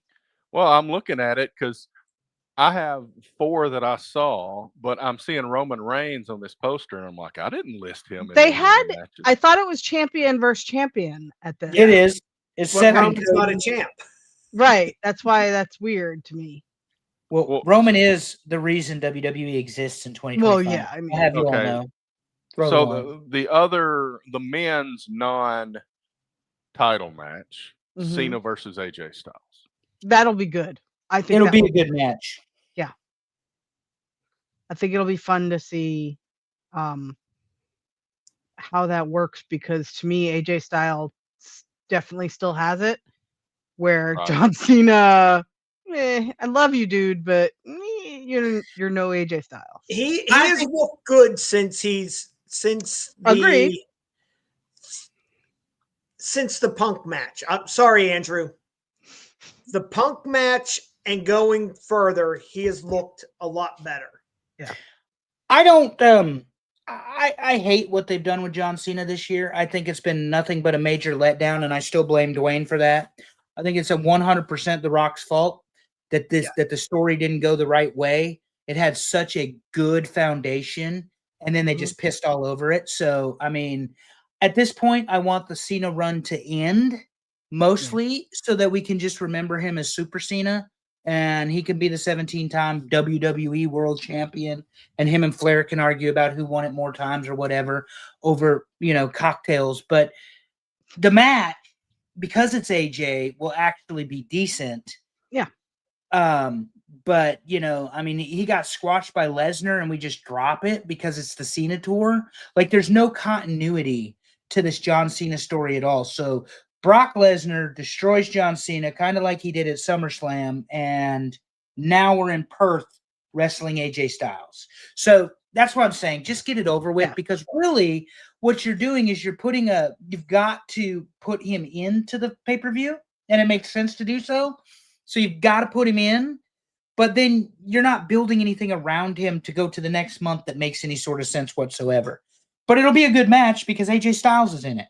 So, yeah, but Super Cena's probably going to win. Okay, And question, just because I won't obviously be on whenever you talk about it. Who should be his last match? Get your predictions out now. Gunther is who it's going to be. Who do I want it to be, or who's it going to be? Oh, okay. I don't believe the conspiracy theory that Tony Khan is going to let Edge come wrestle John Cena one last time. So my deal is anybody that would be the right one is too old.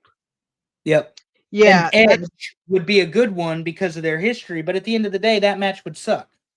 Yeah. So I agree with my dad. I want to say The Rock. It would be nice. That would be the most fitting, probably. Yeah. That would capable be of doing it. I think Drew. And they could almost make up for the fuck up in February with The Rock by having The Rock close it down. Drew's a good choice because Drew's a good heel. Yep. But he's got no history with Cena. Neither does Gunther. Don't get it twisted. Yeah. Neither does Gunther. I think Gunther comes back for Brock. Oh, yeah, that's a good point. Because a lot of people are saying Brock is going to come back and be the final opponent, so Cena Nobody will wants to finally see get it that. over. But that's exactly my point. We've seen it now. Nobody wants to see that. Well, and we nobody don't would wanna see believe that. it. But I mean, Brock Right. Lesnar, 47 or 8 years old, looks like he could still kill a moose with his bare hands. I mean, come on. Mm-hmm. Okay, so let's get into the two championship matches a little bit. We got Stephanie Vakir versus Tiffany Stratton for the Women's Crown Jewel Championship. Sorry. Go Stephanie. Go Stephanie here too. Yeah. Yeah. I like Tiffany, but I mean, no, Stephanie I all love day. Stephanie. Mm-hmm. Yeah, WWE might run on Tiffy time, but the Devil's Kiss is over. And the thing is, they've got the momentum. I said Tiffy with F's. They've got the momentum. I'm saying it's Steffi time. Yeah, he said Steffi time. Steffi time. Oh, okay. Can I just be the meat inside their bread sandwich? No, you can't. I mean, if it was Rhea and Stephanie, you would have to fight me for that spot. So yeah. But I would say, I mean, I would honestly say I think they put it on Stephanie because the momentum is there with her, and she's obviously someone they see as a very important piece to the future of the company in the women's division. So I'm going with Stephanie. Not that Tiffany's not important, but Tiffany's already kind of had the belt, and it's been a real lackluster run for her over there on SmackDown. They don't want to accidentally saddle Stephanie with that same sort of thing. Why is Jade on this poster instead? And Drew, there's 3 of them on here that don't have matches. And Roman. Let me tell you. So I went to Wikipedia page. This was the picture they had, and they told me the 4 matches, and 3 of these people aren't even in those 4 matches. So I don't, it's a weird mix of stuff here. Yeah. I don't know. All right. Well, who cares? That's what you get for trusting Wikipedia, I guess. Yep. But then the final match, Cody against Seth for the Men's Crown Jewel Championship. Seth needs to win. Seth needs to win. I agree. Yeah, he needs it far more than Cody, but I don't think that I think Cody Rhodes has become Hulk Hogan and that Cody must pose. So, I mean, I think that because you're going to celebrate and he's going to spank. And I know you laugh when I said that, Allison, but I mean, he has literally just become that guy. Yep. He's Hulk Hogan. He's Super Cena. He's Roman Reigns. I mean, that's. Yep. I think that Seth needs it far more than Cody, but I think that Cody wins because he's Cody. And it's also, I mean, we're fighting for a meaningless championship. Yes, correct. Yeah. In a foreign country, which is like a bot house show. So I think there's shenanigans and Seth wins because of course there's shenanigans. Always shenanigans, because we have to get, if I may, we have to get to Survivor Series where we're going to have the War Games, which I made famous with the oversized cell phone. Sir. Thank you, Medusa. Yes. Anyway. The All right. shitty wrestling. What's happening, Terry? Oh, nothing this week. Nothing. We're We're not talking skipping about shit it wrestling. because I mean, we're honestly, already behind. We're getting notices Oh. from Allison in the chat that we need to hurry the hell up. So we're not He's talking got a about it. new job. I'm yawning. I'll I'm- just say this. Honestly, the NXT TNA card for Tuesday interests me more than this pay-per-view. Okay. Good to know. You want to know what interests me? Live from 4 locations across the eastern United States, movies starring SNL cast members and your host, Mike Bober. That was good. Yeah, the Bobes. Look at this. Look at this hockey ball. I've hockey. learned Magnet. that there needs to be a gap in the conversation before I lead into that. So when I break up the video for YouTube, I've got an obvious spot to do it. But There you go. anyway, Perfect. great pick for a poll. Yes. Mike Bober, thank you for coming on. And we really enjoyed this. When I can vote and I just start picking things that I want to vote for that might be top 10, and I end up with like 18 or 20, I Yep. know it's a good poll. That I was the probably poll for picked me. 15 or more. Yeah, Same. for the final poll. It got really, really difficult to narrow these down, especially for me. There were groups of movies Yeah. and characters or actresses where I'm like, I want all of these because Yes. they were so good. So I had to, that's how I kind of made my decision. I went, all right, a couple from this group, a couple from this group, a couple from this group. I'm not asking for a prediction because that would be based on other people voting. But let me ask each of you, and I'll start with Allison. Yes. What do you hope is number 1? Number 1, Step Brothers. Okay. Andrew, I think we know your answer. Yeah, we know yours. Tommy Boy. Yeah. Bober, what's your number 1? Fever Pitch. Fever pitch. I'm gonna eat you. You are the worst, Bober. The absolute worst. And just like always, it's like I don't remember what I voted number 1, honestly. So I don't even know how to answer that. And then, of course, I ask you the question, but mine would probably be, oh goodness, I don't know. I'm a really big fan of Coming to America, so let's call that one. My honorable mention is the one that my tagline is for, Spies Like Us, but I realized that a lot of you guys are way too young Oh to yeah, have seen that movie.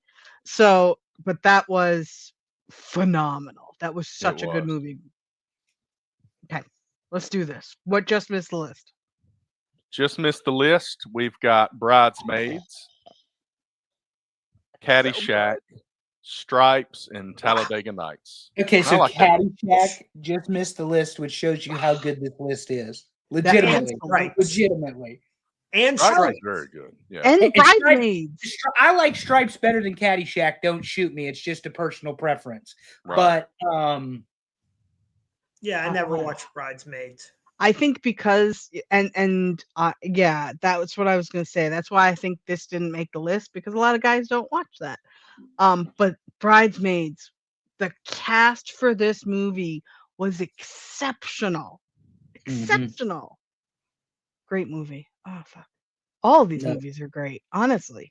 and that's why I said if these miss the list, Yeah. you know, I mean, I Yeah. must quote Talladega Nights all the time. I always say Dear Baby Jesus, like all the time. I don't think I even had that in my top 10.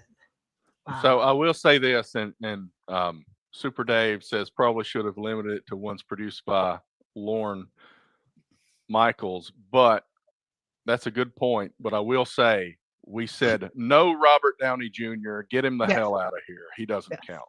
So we Yeah. did filter it a little bit. And Yeah, because anybody from otherwise- that lost season did not deserve to be in there. Let's start the Alright. list. Number 10, Happy Gilmore. Absolutely.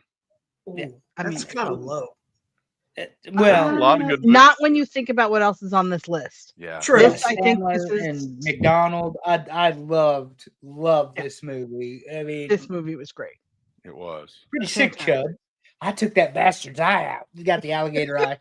Have y'all seen the recent one? The I Not have yet. Yes. Not yet. What do you It's mean very not good. yet? It's been out for how many months? So we got MJF, Becky Lynch, and Bad Bunny in this movie. Terry just told on himself. Nikki We've Bella got got Becky cut. Lynch and Becky And- Lynch and somebody else. Becky Lynch in this movie. Well, no, And but these one are. of the But we got MJF and Becky Lynch. Those Yeah, are like two of my favorite people. And one of the Bella sisters got her part cut, I guess. Yeah, Nikki. Yeah. Oh, Her poor part was cut. thing. You can look, No, but Well, I've lost. They've lost credibility with me. They were at the Eagles game today. Number Anyway, 9, I thought that was Blues Oh. Brothers. we're on a Sorry mission to from cut you off God. there. Classic. Oh, I was I on a used to mission have from God to tell you what number badges. 9 was. I used to badges. have a We don't need no shirt. stinking badges. I used to have a shirt that said "We're on a mission from God," and it was Belushi and Aykroyd. Belushi, so underrated, but like Farley died so young. Yeah. In the Saturday Night Live cast, I love when he was the chef. He was with the Yeah. katana. He had the samurai sword.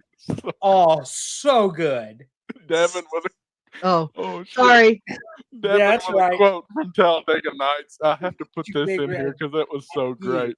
If you That's don't right. chew Big Red, then fuck you.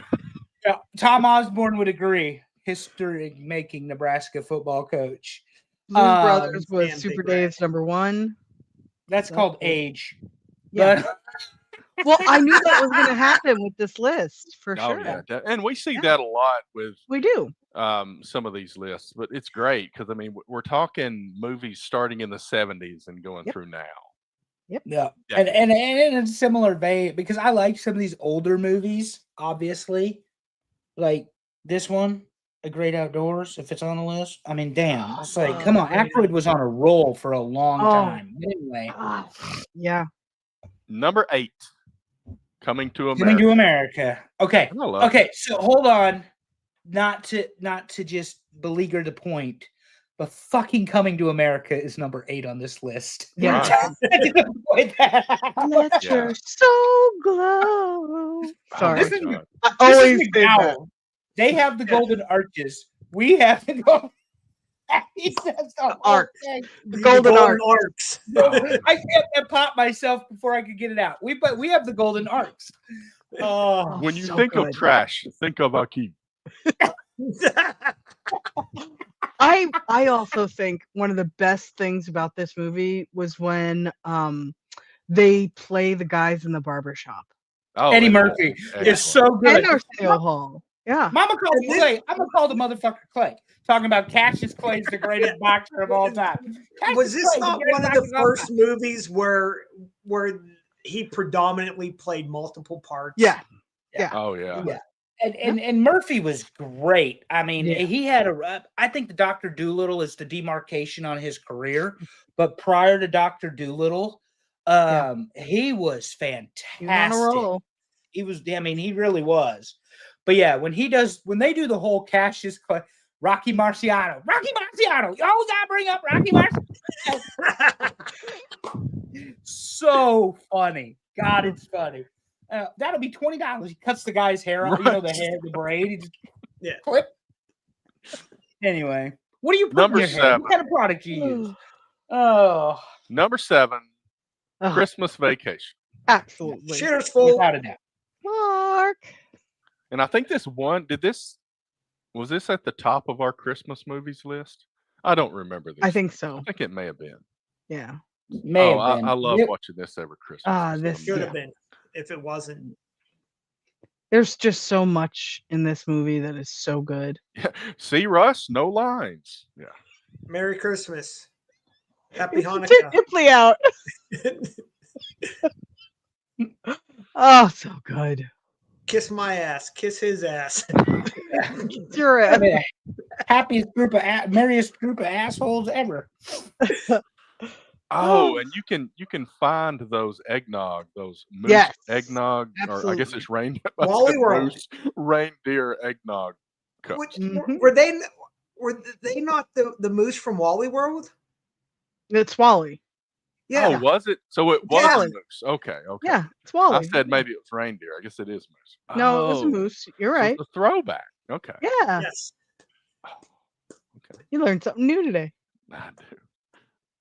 Number 6, Ghostbusters. Hell yeah. Who are you This was gonna Dad's call? number one. Another Harold Ramis production. Same as Stripes. Obviously, he was on a run there in the 80s. And how do you miss with this cast? And you didn't even put Ernie Hudson on the graphic. You know, I mean, Rick Moranis and Gina Davis. What's her face? Yeah, thank Gina you. Davis. No, and Sigourney Weaver. And Annie. Sigourney Weaver. Sorry, Annie Potts. That's what I meant. It was Annie Potts, but no, it wasn't Gina Davis. Allison. Yeah, I know. I get actors and actresses confused. Remember the whole Gene Hackman? Yes, Gene Wilder. Gene Wilder. Gene Hackman.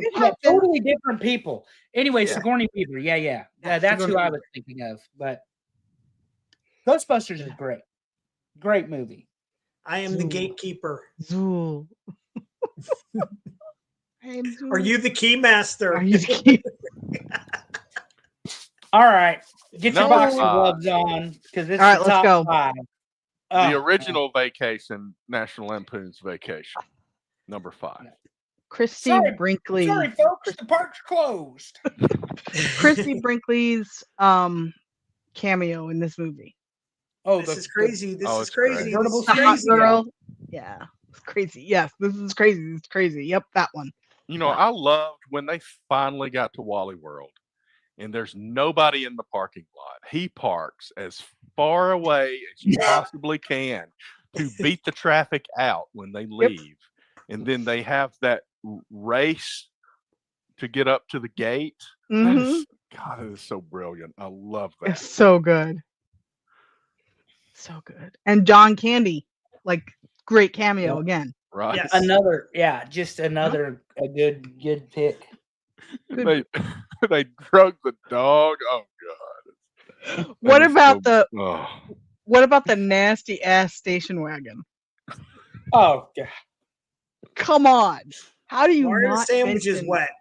The green with the wood paneling, the double light. That was like legit back in the day too. Like that was a legitimate vehicle.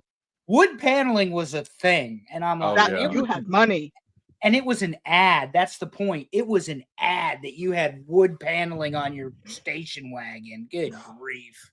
Andrew, that was your MLB app. You know that you can't hide money. Oh If you've got a wood paneled station wagon, can't hide your money. You also can't hide the fact it's an update. It is 1-0 Seattle over Detroit. But Big Dumper just got struck out by Scooble with a 98-mile-an-hour fastball toward his ear. Scooble has been dealing tonight. Yeah. Scooble has been getting after it. Number 4, Terry. Number 4, Tommy Boy. Wow. Here he goes. He's going to complain. Wow. It's going to happen. It's going to happen. How is this 4? Wow. Horrible. This is number 1 with a bullet. And y'all owe me an apology. This movie, I told them before the show, this movie's probably, I should have picked it up, The Reason I'm a Salesman. Because Tommy Boy is my favorite movie of all time. To the point where I used to be able to quote it line by line by line by line, like verbatim. I should have worn my Callahan Auto Parts shirt. Yeah, I did have a Callahan Auto Parts shirt. I have That's one. legit, yeah.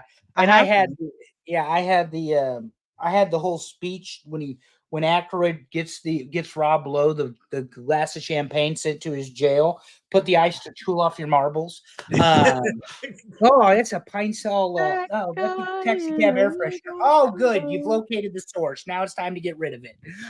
Richard, do I have a mark? It doesn't hurt here. It doesn't hurt here or here. Right here. Yeah. It's so good. Spade and Farley were like the perfect pairing of guys to play with each other. Aykroyd Tell me you don't. Whenever you try, sorry, Wilbur, go ahead. I said, but yet Black Sheep wasn't as good. No, not a chance. I was gonna say this movie has made trying on clothes so much more fun because I must say, guy in a little coat. Richard, were you watching Spank Trevision? Or maybe it was one of those movies with that famous comedian, what's his name? Buddy Wackett? Oh, Richard, that's a pretty girl. Maybe she's going out with one of the Yankees.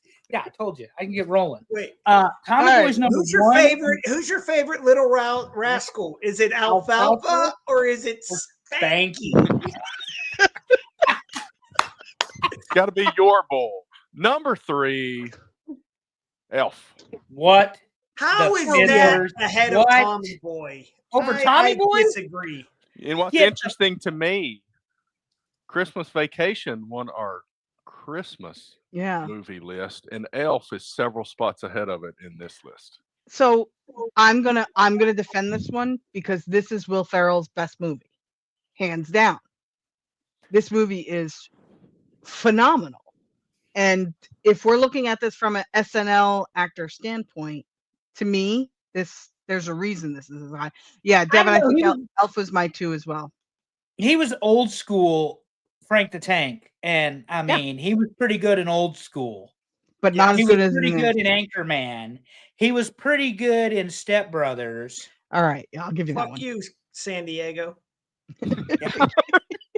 You can't put anything on the teleprompter. Burgundy reads exactly what it says. I go with Anchorman for his top movie. All right, well, Because you know, was San Diego, also- as you learned, Allison, San Yes. Diego means whale's vagina, and you learned Yes. that on this show. well, that is correct. I did. Yeah. Yes. I like lamp. Clap.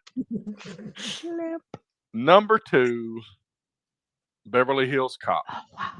Now, Yes. this is showing the age of the audience. Because Wow, actually, yeah. fully, the second one to me is the best one because when he does the Beverly Yep. Hills building inspector part, and he tells the foreman doing the construction, there's not supposed to be any right angles on this house.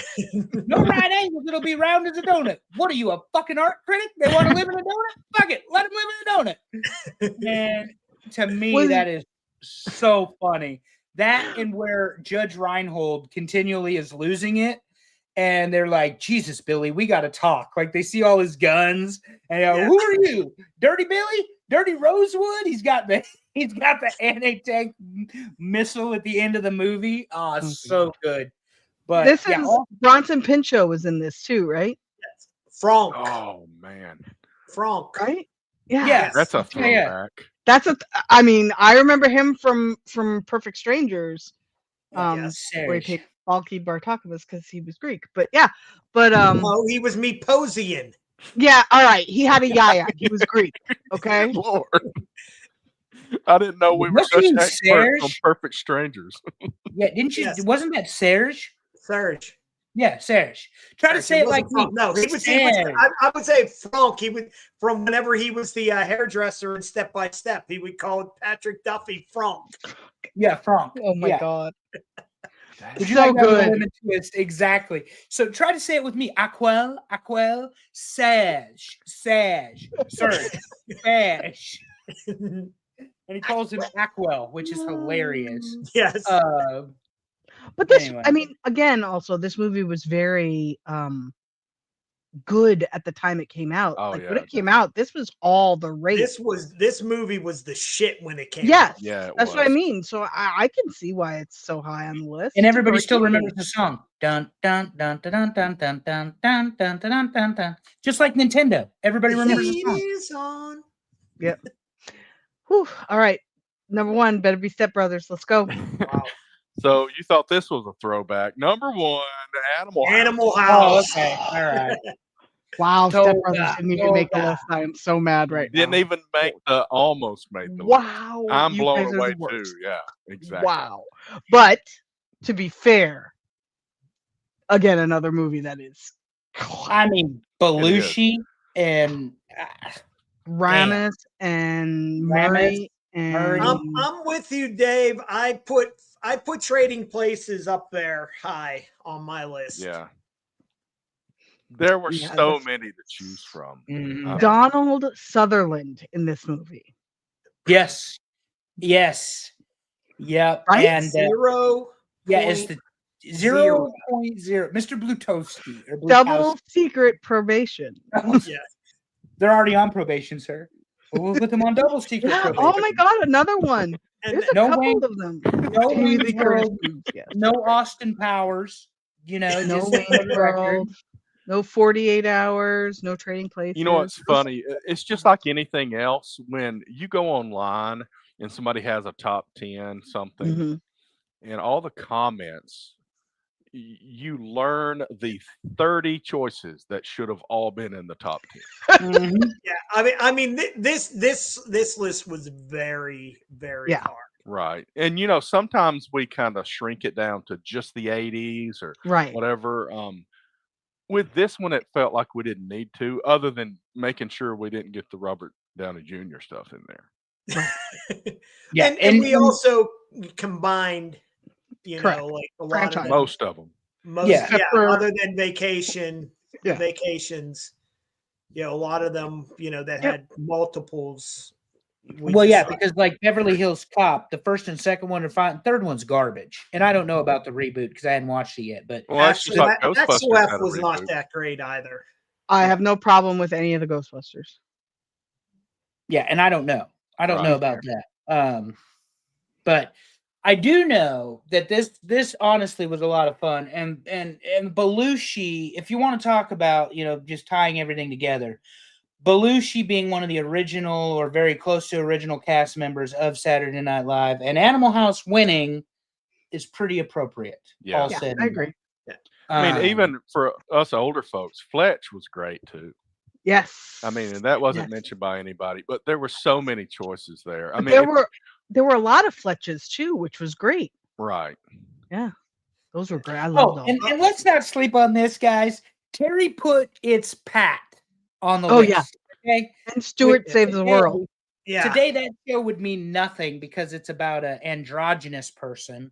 And he had Superstar on the list. Superstar. Yeah, superstar. They fit the criteria. I know, but It's Pat. full transparency, I did put Fever Pitch 1 just because I wanted it to be on the list so it could piss off And nobody else Allison voted for and it. Andrew. I could go see. I could. Well, I don't know. I would have to. And as we create a tell you spreadsheet. regularly, Bober, you are just the worst. That's all. You are. And I own it.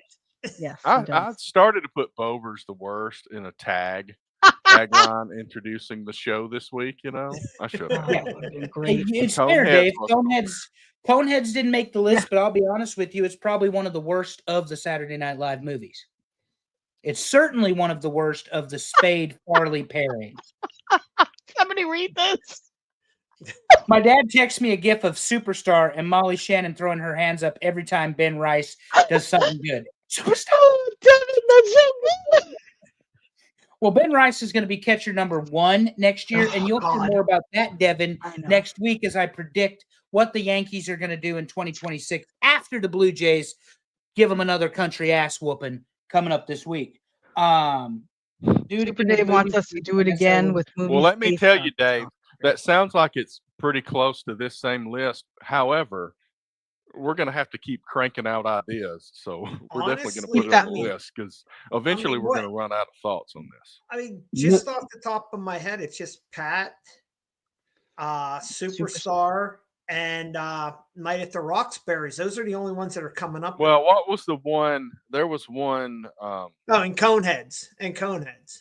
No, there was another one. I can't think of his name. He was the guy. Okay, I'm going to come about this in a roundabout way. Saturday Night Live. He was the guy that was on The Office in one of the first episodes, maybe the first one, where they went to Chili's and they were singing Baby Back Ribs. Oh, Who's that?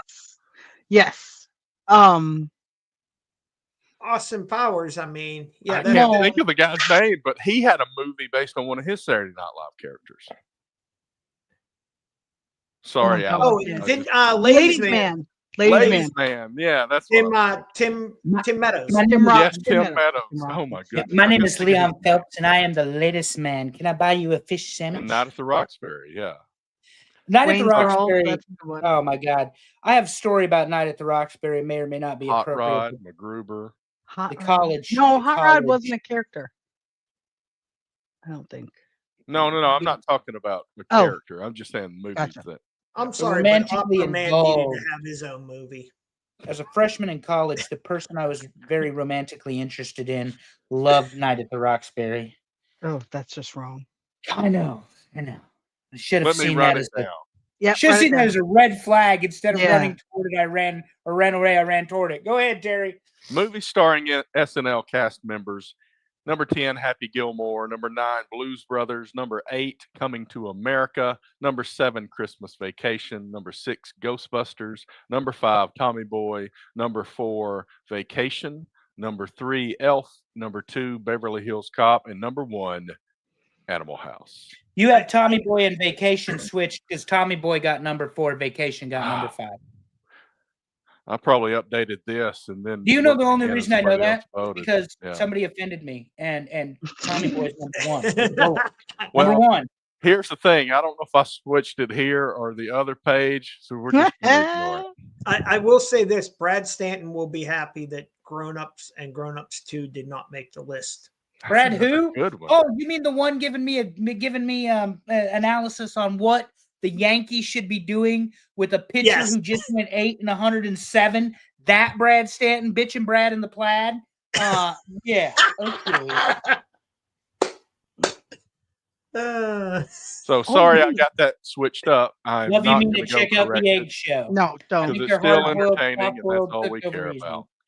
Agree. What else we got? Let's talking wrestling with Pondwater and Amy on Markout Moments. And this week, according to Dave, they're going to be on Wednesday night, and they're Okay. going to have the Till 5 Wrestling podcast hosts on the show. For those that don't know about Till 5, they do, I guess you can say, competitions where they invite people on to draft teams of let's see. Okay, let me rephrase. So they invite people on, and they have competition where they will rank tag teams or greatest big men or whatever, and you debate, and then everybody votes, and then you have a tournament, and that's what Till 5 does. And Amy and Dave were on there a couple of weeks ago. Doing tag teams, and now they've got the return visit from the Till 5 guys. They're coming on the show Wednesday. Nice. Nice. I will watch. It's good stuff. And there's a lot more content on Markout Moments. Lots of football. Apparently, the former Filter Free Popcast guys, Drunk Pop, are still doing their thing. And I say still doing their thing because I haven't caught a show for a while. But they have a good time talking about pop culture. I did see their September 11th show. Very well done on the tribute there, gentlemen. And they try to handicap football, and they laughed at me, Teppy, when I said Big Game Lane was going to stunt on LSU. And guess what happened? Big Game Lane stunt on LSU. Because we stunt on them hoes, Allison. Yes, Now. we still on them hoes. We stunt on them hoes. That's our favorite. That's our favorite phrase. Yes. Yes. Excellent. Yes. So now let me tell you something I've been poking around at. We've had this Okay. logo for a while. I'm going to run it by you guys. I would never change it out without asking, but I handed this over to AI to say, what can you do with this? And I haven't seen anything great come out of it yet, but I may run some ideas past you guys coming soon. All right. Where's my Terminator meme? We're talking about AI again. I said, make this 3D. I'm not super impressed with it yet. Well, you usually take an hour-long fight with AI before you get what you want. Well, the latest thing, it wasn't dealing with red shirts or anything. It kept making Bober way too handsome. And I said, you've got to back off of that. I know he's one of those hockey players and girls like that, but back off of it a tad. Come on now. Yeah. I'm kidding. No, he's not. I thought it did really well, though. It did mess up the logo, and I had to really get it to do better on the logo this time. Yeah, no, I that's the best one I've seen with the logo and everything. Yeah, I mean, it was pretty rough. It thought, just based on like the shading of like the bolt, it thought there was like this white square, and I'm like, there's no patch or anything on there. What are you doing? So I fought with it over and over again, but it finally figured it out. Yeah, Terry loves to try to not put my sunglasses and beard on, but it's required and it's in my contract to appear on this show. Oh man, it threw a fit. It would not give Andrew a red shirt one time. I mean, it's like, what the hell do you have against Andrew wearing a red shirt? I mean, Correct. it was ridiculous. Absolutely insane that you would do such a thing. Anyway, it's So been a fun 2 hours. We don't know what our next poll is. Any more ideas, Bober, as you depart from us? I threw out one of the. I had given you two with this one. I said Right. 90s alt rock songs. Even flow. That's interesting. It's been. I could do I think 90s when rock, Amy was alt on rock was the last time we did music, probably. Yes, for her birthday. Yep. Hair Yeah. bands. So that's been. No, power She had ballad. no idea what Or the hell power she was ballads, that's talking right. about. It's just like when she starts texting about FTR. Are we gonna have Yes. a big argument over what alternative means this time? No, because I think we can do that. 90s Grunge- alternative songs. grunge Does movement- alternative mean grunge? No, it means derivative of grunge from the Seattle movement in the early 1990s and the Is late it like 1980s. Soul Asylum? Nirvana, Soul Gin Asylum, Blossoms? Gin Blossoms. Okay. Ooh, movie Those soundtracks. those That's a would good- not be in it. Is what he's Hopefully saying. somebody's writing all Oh, these see, ideas I down. think those Nirvana are would alternative. absolutely be Hold on, alternative. hold on. time Nirvana's grunge. Okay. I He's think saying Nirvana's grunge. Nirvana is Pearl grunge. Jam, that's grunge. Is I grunge agree. part of alternative? Pearl Jam is not grunge. Get away from me, Bover. There's gonna have to be a grunge along alternative my role. lines. I'm thinking like They're Green I'm gonna have to do Day, some If I wear research a on this. flannel Third Eye when I listen to Blind, them, if I wear a Blink. flannel when I listen to them, they're grunge. So Well, hold on. Nirvana, Are you Pearl wearing it Jam, around your waist? yes. Okay. Okay, Denim so you're- shorts with Oh black man, stripes I'm underneath. already forming the picture in my Yeah. head. So I you're wanna- talking, Bober, you're go talking Third Eye Blind, just so we get this straight. You're talking Third Eye Blind, Bare Naked Ladies, I wouldn't consider Bare Naked Ladies as Deep alternative. Six, that version. Are you talking I about don't Blink think- 182, Sum Yeah. 41? Yes. Okay. That's my. I don't think Bare Naked Ladies they're more pop than Offspring. But it is. He Yes. did say 90s though, so Offspring. some of these I think would be more 2000. Offspring is So- definitely 90s. They made the WPI men's theme Right, song, right. Now which I is saw self-esteem. Offspring in Charlotte, North Carolina at Yeah. a Now like Fallout at Boy a would music not be on the festival. list. Man, Offspring is one of the most underrated bands ever. Yes, Correct. agree. Absolutely. They're agree. number one with the bullet if this is what he's talking about. But if you want to go Sum 41, Blink 182, and Offspring, Terry, that'll give you enough to get the offshoots. Yeah. But they're only Green- going to be Green one-hit Day. wonders in the alternative world. Green Day Yeah. sucks. They're only going to be alternative in the one day in the world, in the one-hit wonders. They're going to be. I will Yeah. put a list together Yeah. tomorrow. We'll start crunching on this. Send it to This is gonna be the another research group. We're Yep. going to send it to the research group. Oh, thanks, Alex. Alex was the first person to. I'm going to turn this into something we haven't done yet. Alex Wheaton, one of our best friends and supporters. He was the first person to volunteer for the research group, the committee, and he's also kicking everybody's butt in the football pick'em right now. Yes, He's he up is. by 4 games. Get away from me. 4 Well, games. you're winning, Alex. Congratulations. So But it's Even not- I'm the second to computers last. Come so down to earth. the only reason I'm second to last is because Bryant missed a week. I'm destroying the computer right now, and that's my story. Because that was the promise I made: is we were going to destroy the computer. Yes, that's right. Well, the computer started out blazing hot because after Yes, they 2 did. weeks, it was number 200 400? and something in the Okay. world or something like that. But now it's 500. It has crashed. It needs to be rebooted for the second half of the season. But speaking of rebooted, we need to get some sleep because we got a Mhm. week ahead of us. Thanks everybody that voted this week. Thank you, Bober, for the idea and coming on the show. It's long overdue. I appreciate being on. It's fun. I enjoyed the first time you guys had me, and this time's been just as good. Oh, we've had you before? We've had you twice? I'm kidding. Yeah. I'm kidding. That's what I'm she said. kidding. Thanks for coming. That's what she said too. That's why I said it that way. Anyway, Anyway, let me wrap this up before I say anything else I don't need to say. As always, love your people. Tell them you love them. Make it weird. See you next time, everybody.